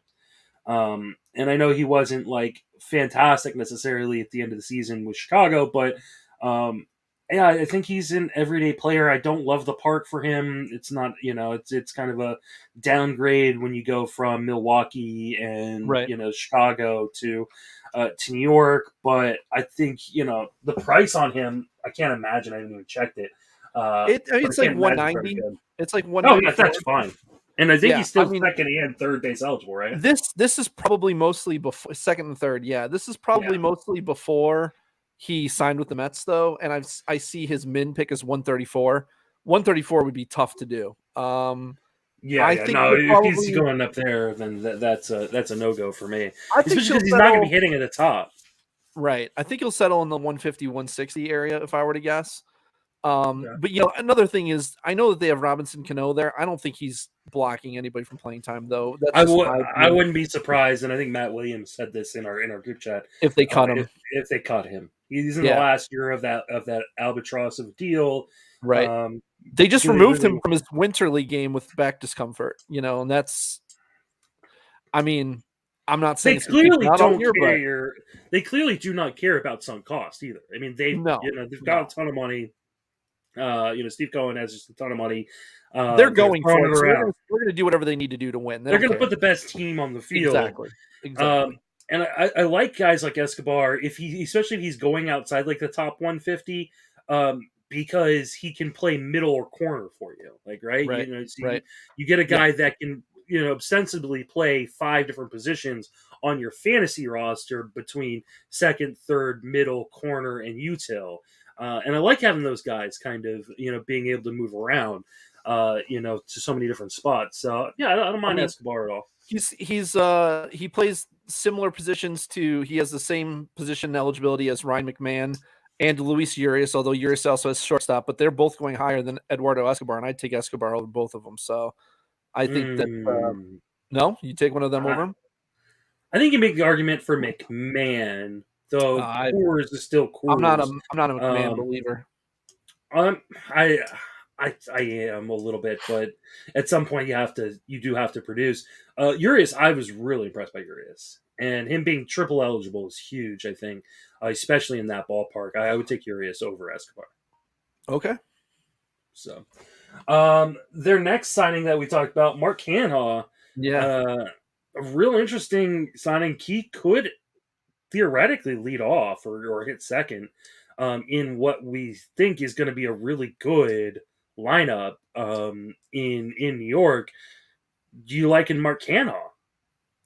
I do. I like Mark Canha. I feel like people tend to like him more than I would assume they would. Like he's that guy that like I feel like a lot of the community is really high on Mark Canha, and it's like you're looking at his stats, and other than 2019 where he had the 26 bombs and it hit 273, you know, he's been sub 250. Last year he did steal 12 bases, but he only had 17 homers. But granted, that's also in Oakland. I know that the Mets park isn't great for power, but I think it'll probably be better than Oakland. So Not much. Though. No, not much. Okay. I don't think so. I'd have to double check the park factors, but I don't believe it's going to be that Oakland much different. One of the worst, though. Yeah, I don't know. I do like Canha. He goes at a good. I mean, he goes like 256 right now is his ADP. You know, although I see Michael Brantley going after him, and I'd certainly rather have Brantley. So you know, it's like anything else. It depends on where he settles and what I need at the time. But you know, he can give you some power, he can give you some speed, and he's in a good lineup, so he should be. You know, I mean, he's been a good run producer for a few years, or you know, in terms of giving you runs. He usually hits near the top of the lineup, so I expect that they'll use him near the top of their lineup on this team as well. I would too. Roster Resource has him penciled in 7th spot, though. That's interesting. Well, they still have Nimmo leading off, which I don't think will. No, I would say Canha is more likely to lead off than at least versus lefties. Canha will lead off. Right. Maybe it's a platoon situation where they kind of switch spots 1 to 7, depending on if it's a lefty or righty up. But I mean, even when he is leading off, Starling Marte, Francisco Lindor, and Pete Alonso behind you, and potentially Javi Baez as well. It's a pretty damn good spot.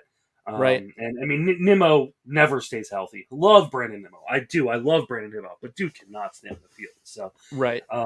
Yeah. And both Nimmo and Canha are both like really, really good OBP guys too. Mm-hmm. And honestly, looking at that, I am a little lower on Escobar now because of the fact that I'm thinking about like he's not. I mean, unless he's gonna hit 7 or 8, yeah, he's gonna hit 7 or 8. So it's gonna be tough to because even if there's a DH, they could be hitting someone else ahead of them too. So yeah, Smith, yeah, or McNeil, JD Davis, who knows? But yeah, I mean, I think Escobar could be the DH at that point.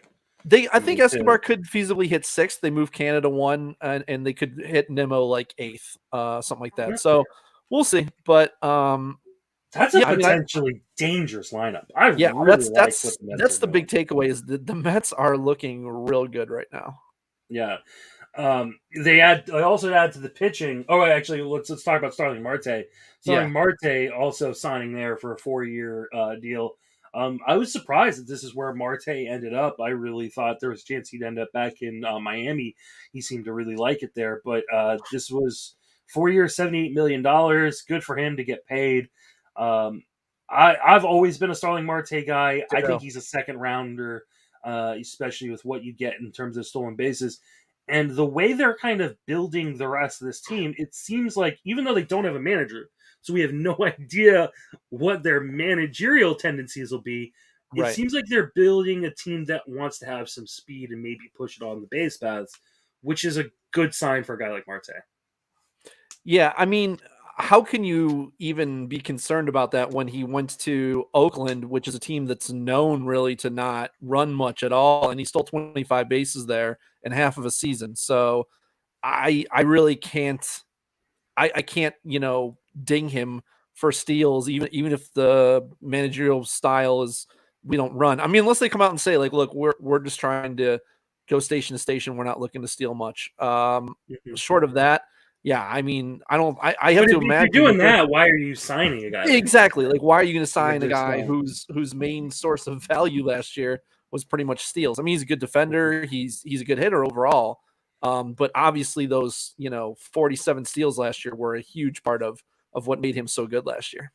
Yeah. I like I said, second round pick. I don't think there's much more to be said than that because I really want to talk about Max Scherzer with you. You've been Max Scherzer signs the 3-year, I think it's $42 or $43 million a year deal.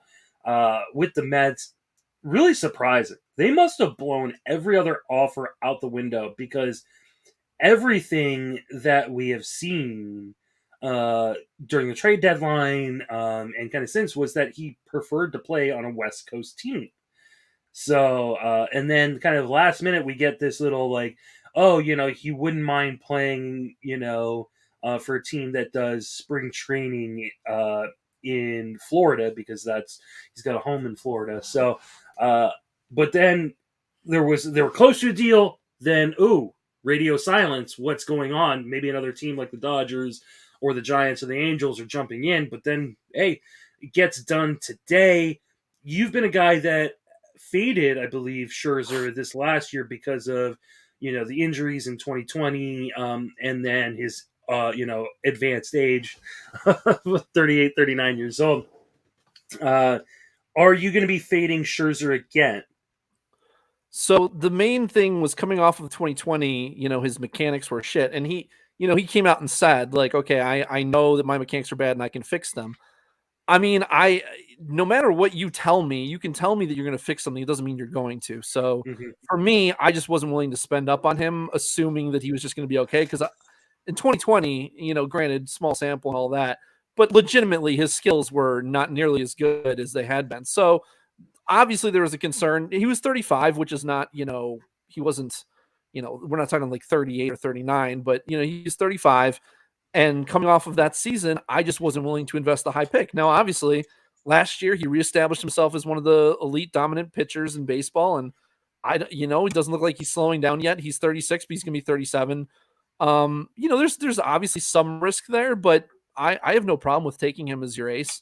There's probably going to be a few guys who I'm going to take over him. But he's not a guy that I'm fading like I was last year.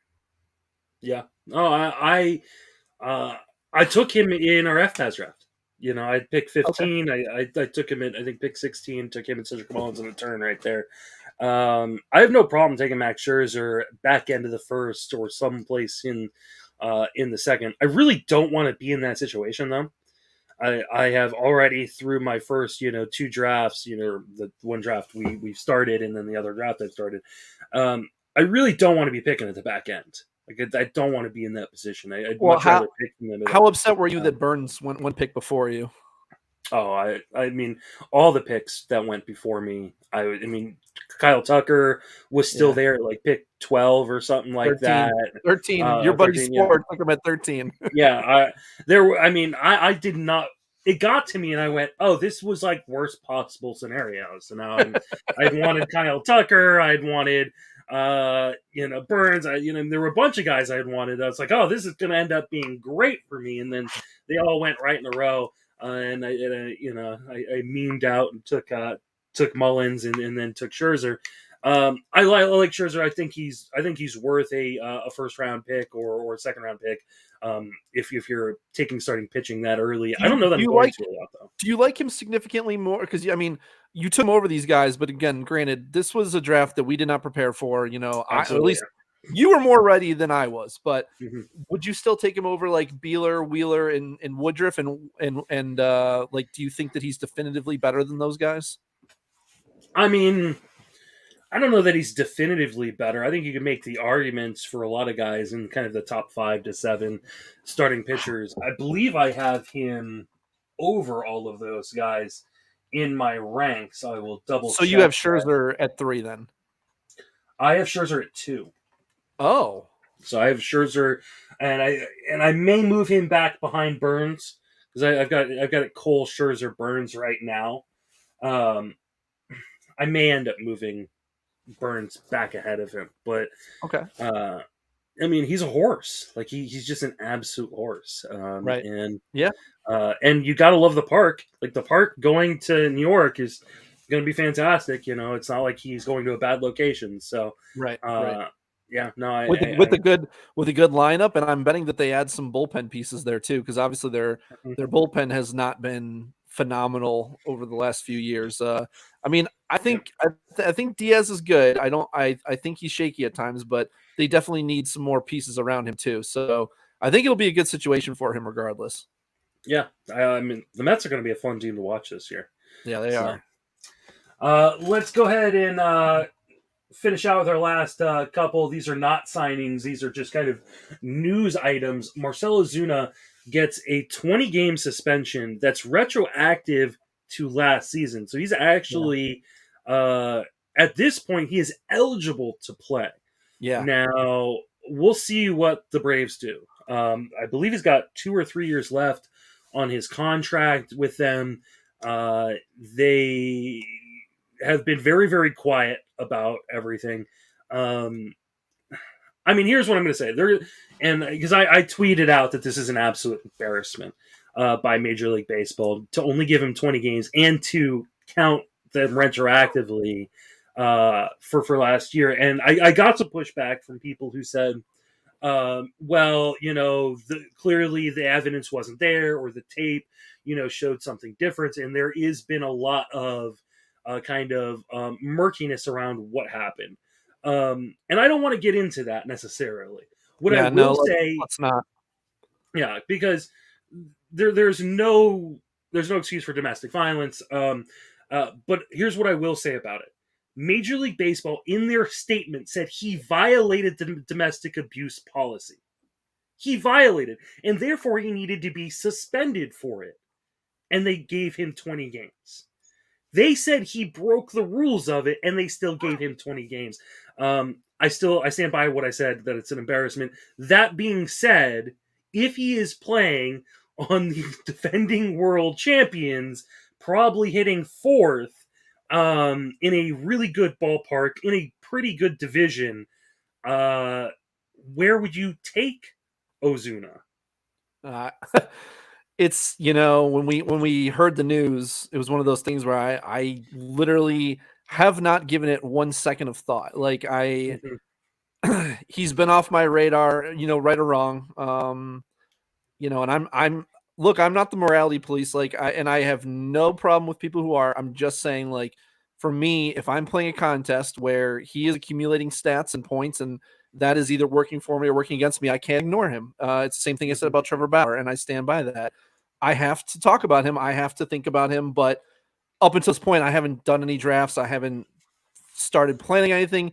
This is a guy who is a very volatile player to begin with. I mean, he's fluctuated between massive seasons. I mean, in 2020, he had 18 homers and a 338 average in 267 plate appearances. Last year, in 208 plate appearances, only 7 homers and a 213 average. And I mean, he's done this in there's 1 year that he stole 12 bases, and then he stopped stealing altogether after that. And, there's a year he hit 280, there's a year he hit 240. I honestly don't know what to make of Ozuna.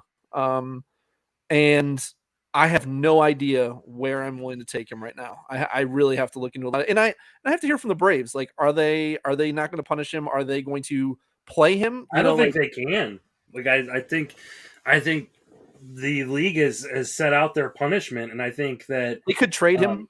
They could trade him. They could cut him and just eat the money. Maybe the Braves do, and then maybe a team doesn't want to, bring him on. Right. I don't think it's like the Bauer situation where with Bauer, it's almost impossible for me to see him pitching this year. Right or wrong, again, I don't know, but it seems like that was such a public and graphic thing that it seems like it would be a big distraction to the team. I don't think it's to that degree. I think Ozuna's worth drafting right now. I just couldn't tell you where. But like you said, the upside is he was a 4th round pick before. Right. Right. The upside is he's a good hitter hitting 4th in a really good lineup. So all that is true. I just don't know where, because I just have not thought about it. Where I would. I did not include him in my top 100 outfielders. Largely because I didn't know whether or not he was going to be playing this year or not, and how many games he would be playing. I mean, if I was to randomly throw it out there, I'd say around outfielder number 50, which puts him just inside the top 200.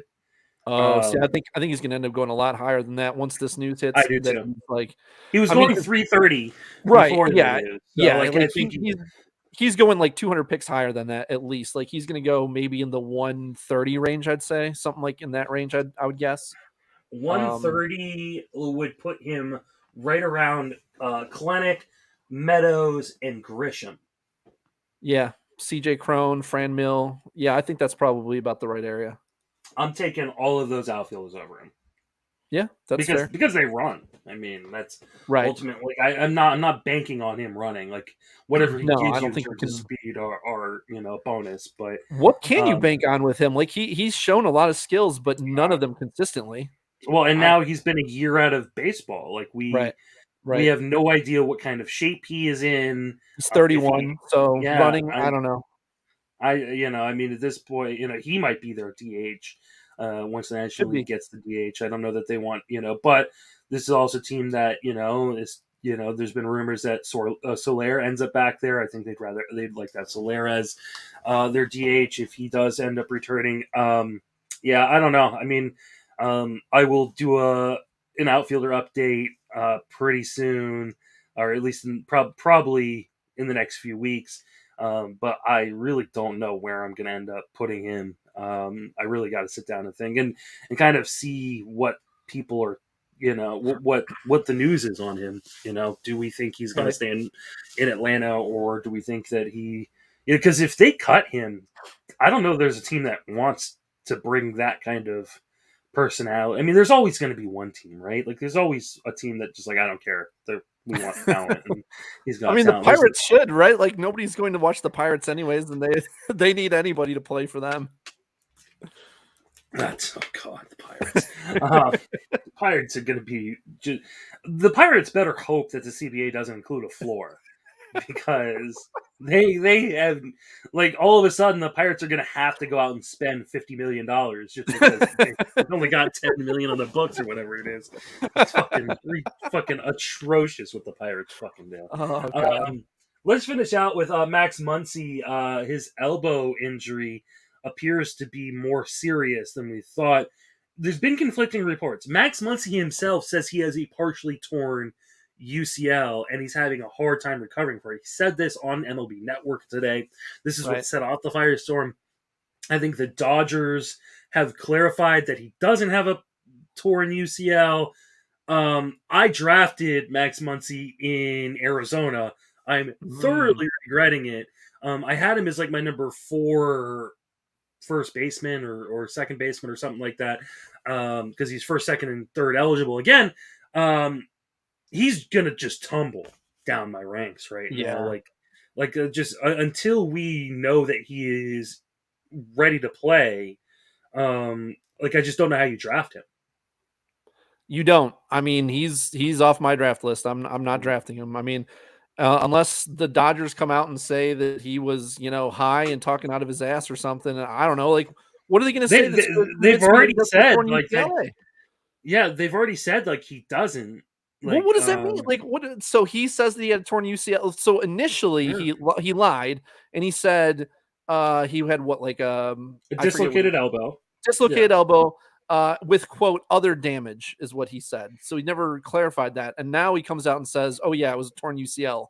Okay, which is it? I mean, other damage. That sounds pretty sketchy. So unless you're going to tell me that he was just mistaken and he didn't know what his UCL was, I don't know. What is he going to say that's going to convince you? So right now, yeah, he's just off my board completely. Unfortunately, had him in Glarf this year. He was huge, but can't go back to that well anytime soon unless I'm hearing something to tell me otherwise.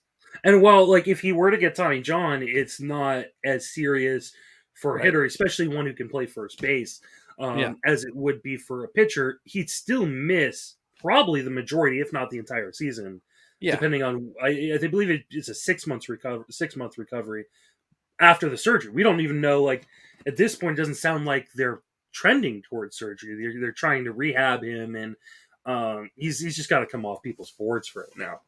If you're drafting early, you just take him off your board. And I know people. There are going to be people who take dart throws at him in DCs right now. But I think you made a really good point earlier. I can't remember who about, but that Kluber. Kluber, taking an injury-prone guy or a guy who's injured in DC, you can't replace him. That's now a dead spot on your roster. Right. So.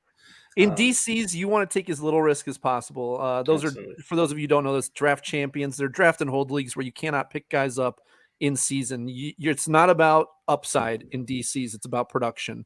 You do not want to just take shots on guys. You want to take production, guys who you know you can count on, and guys like this are not that. You know, you want to take as little injury risk as possible. Absolutely. Well, Dave, that's going to wrap us up for this episode. 2 hours. Right. We're gonna try to get together with Michael again on Thursday and do the rest of what was on our show notes for tonight. But there were just so many signings and so many moves.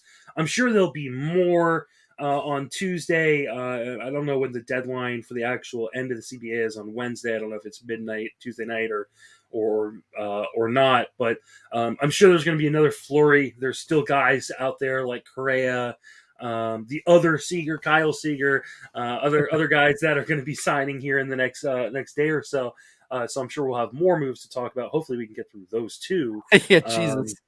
Or maybe we'll just push those signings to the next week. Just to we could probably do that because there probably won't be much going on. There's going to be shit to talk about. I know. We're going to have to figure out what to talk about through the end of the year as they work on the CBA. So hopefully, I mean, and there's talk that potentially they're trying to meet tomorrow, the union and MLB, to try to figure something out the last minute.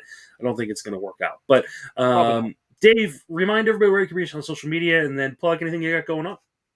That would be at RunDMCD on Twitter. And I will keep you guys apprised. But if you ever need to talk about anything baseball related, that's where you can find me.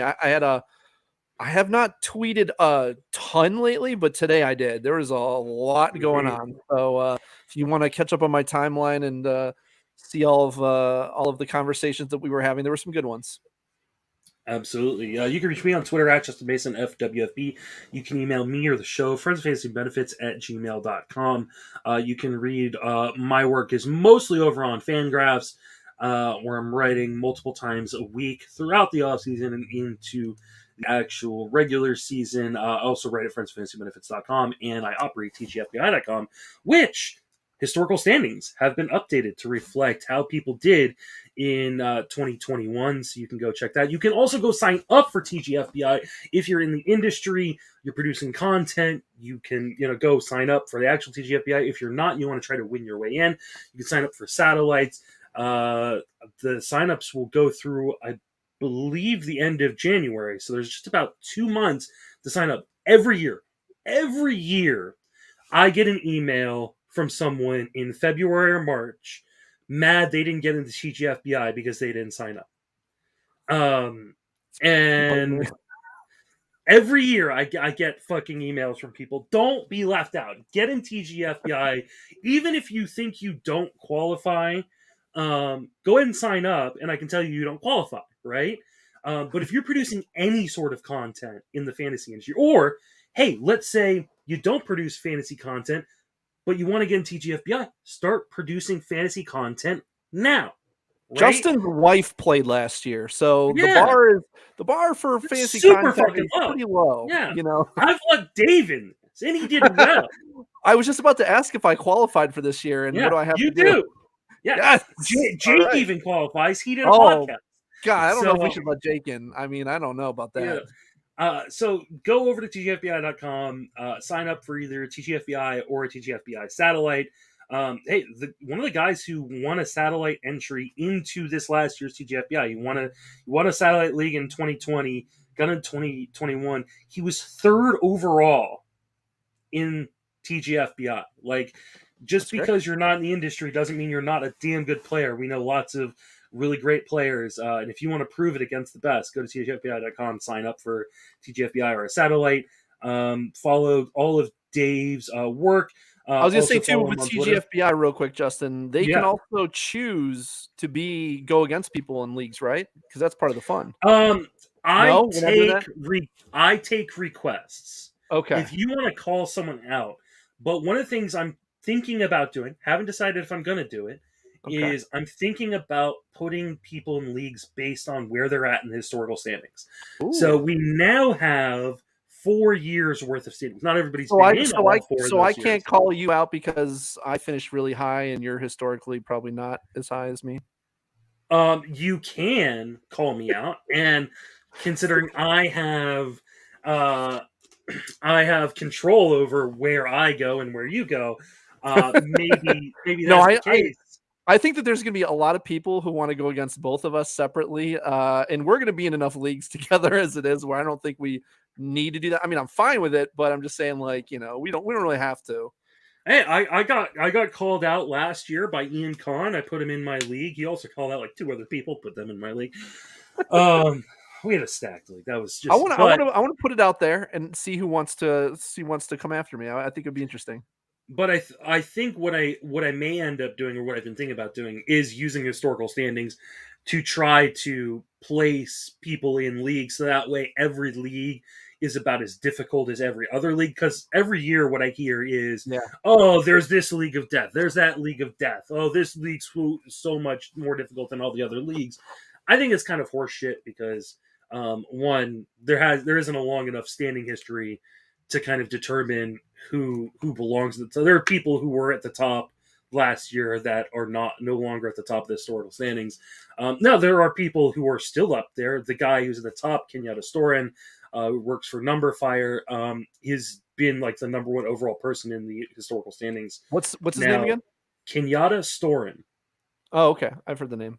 I think he's at Yatta, Yatta, and not a guy many people know, but damn, he is proven. And he also, I believe, almost won Scott Fishbowl one year.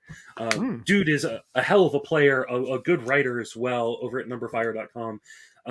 James Anderson of RotorWire, he is at the top. I knew that one. Near the top too. I think James, my boy. He's, I think, 2nd or 3rd overall. So I think some really, really good players at the top. I wonder if did I close out? Of course I closed out the Go to your historical recently standings. closed tabs. So I can let's see. Did I?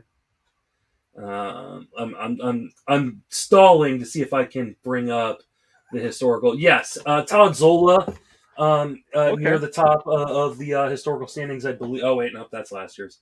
Of course, just go to tgfbi.com. You can see the historical standings and see. Those of you who've only participated in one season, like Dave, not going to be at the top because you just haven't had enough. But that's fine. Put me in. Put me in with the fifth. I'm good. I'm sure you'll work your way up. I'm not going to put all the good people together. I'm going to even it out. But you just said I'm not that good because I've only had 1 year. So put me with the fish then.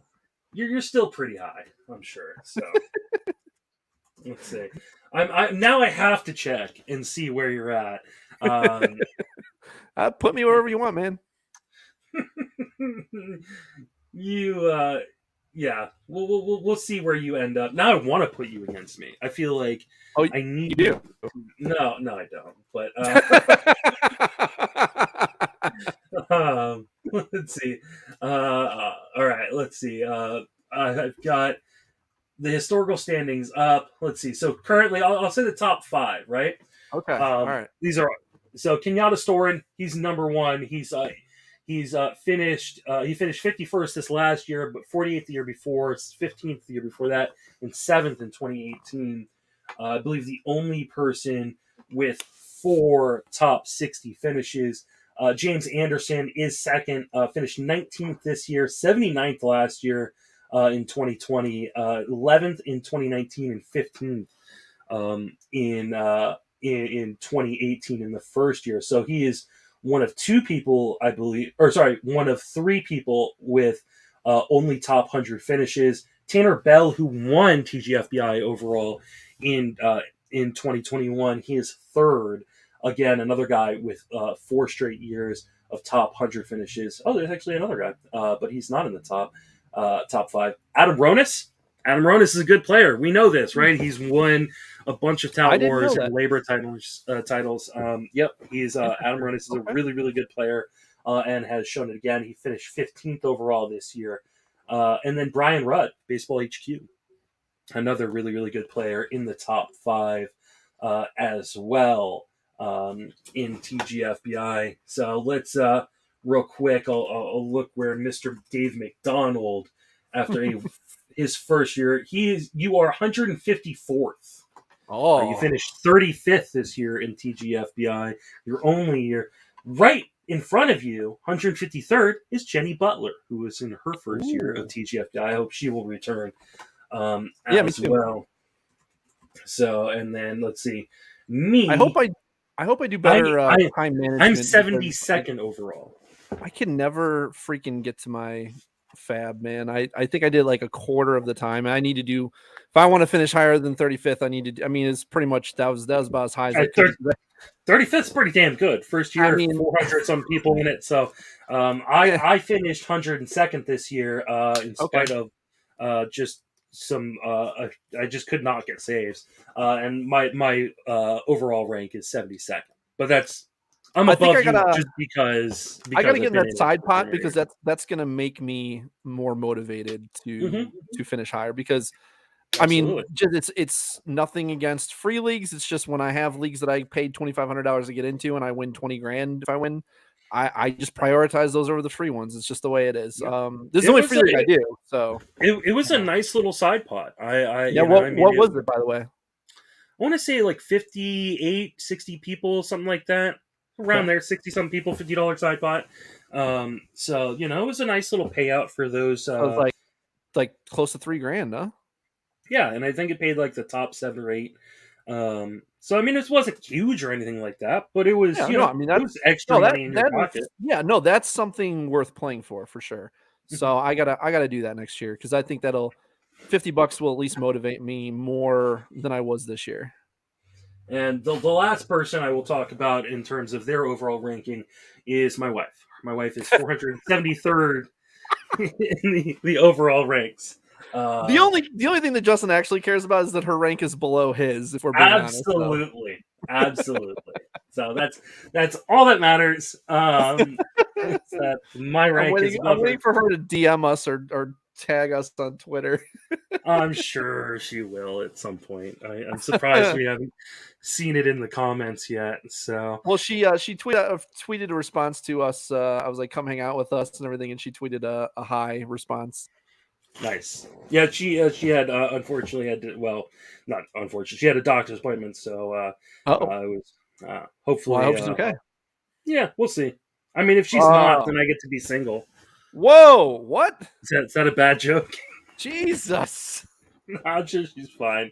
She's had some neck issues going on, so she's getting that checked from an old car accident. So but that's going to wrap us up for this episode. We'll leave off with that joke and hope that nobody DMs her that I made that joke. You're going to DM her before you even get off the I've spot. already DM'd her. It's already done. And remember to comment on all of Justin's Fangraphs articles. He loves to keep in touch with his readers that way. I dropped my 175 or top 175 starting pitchers for 2022.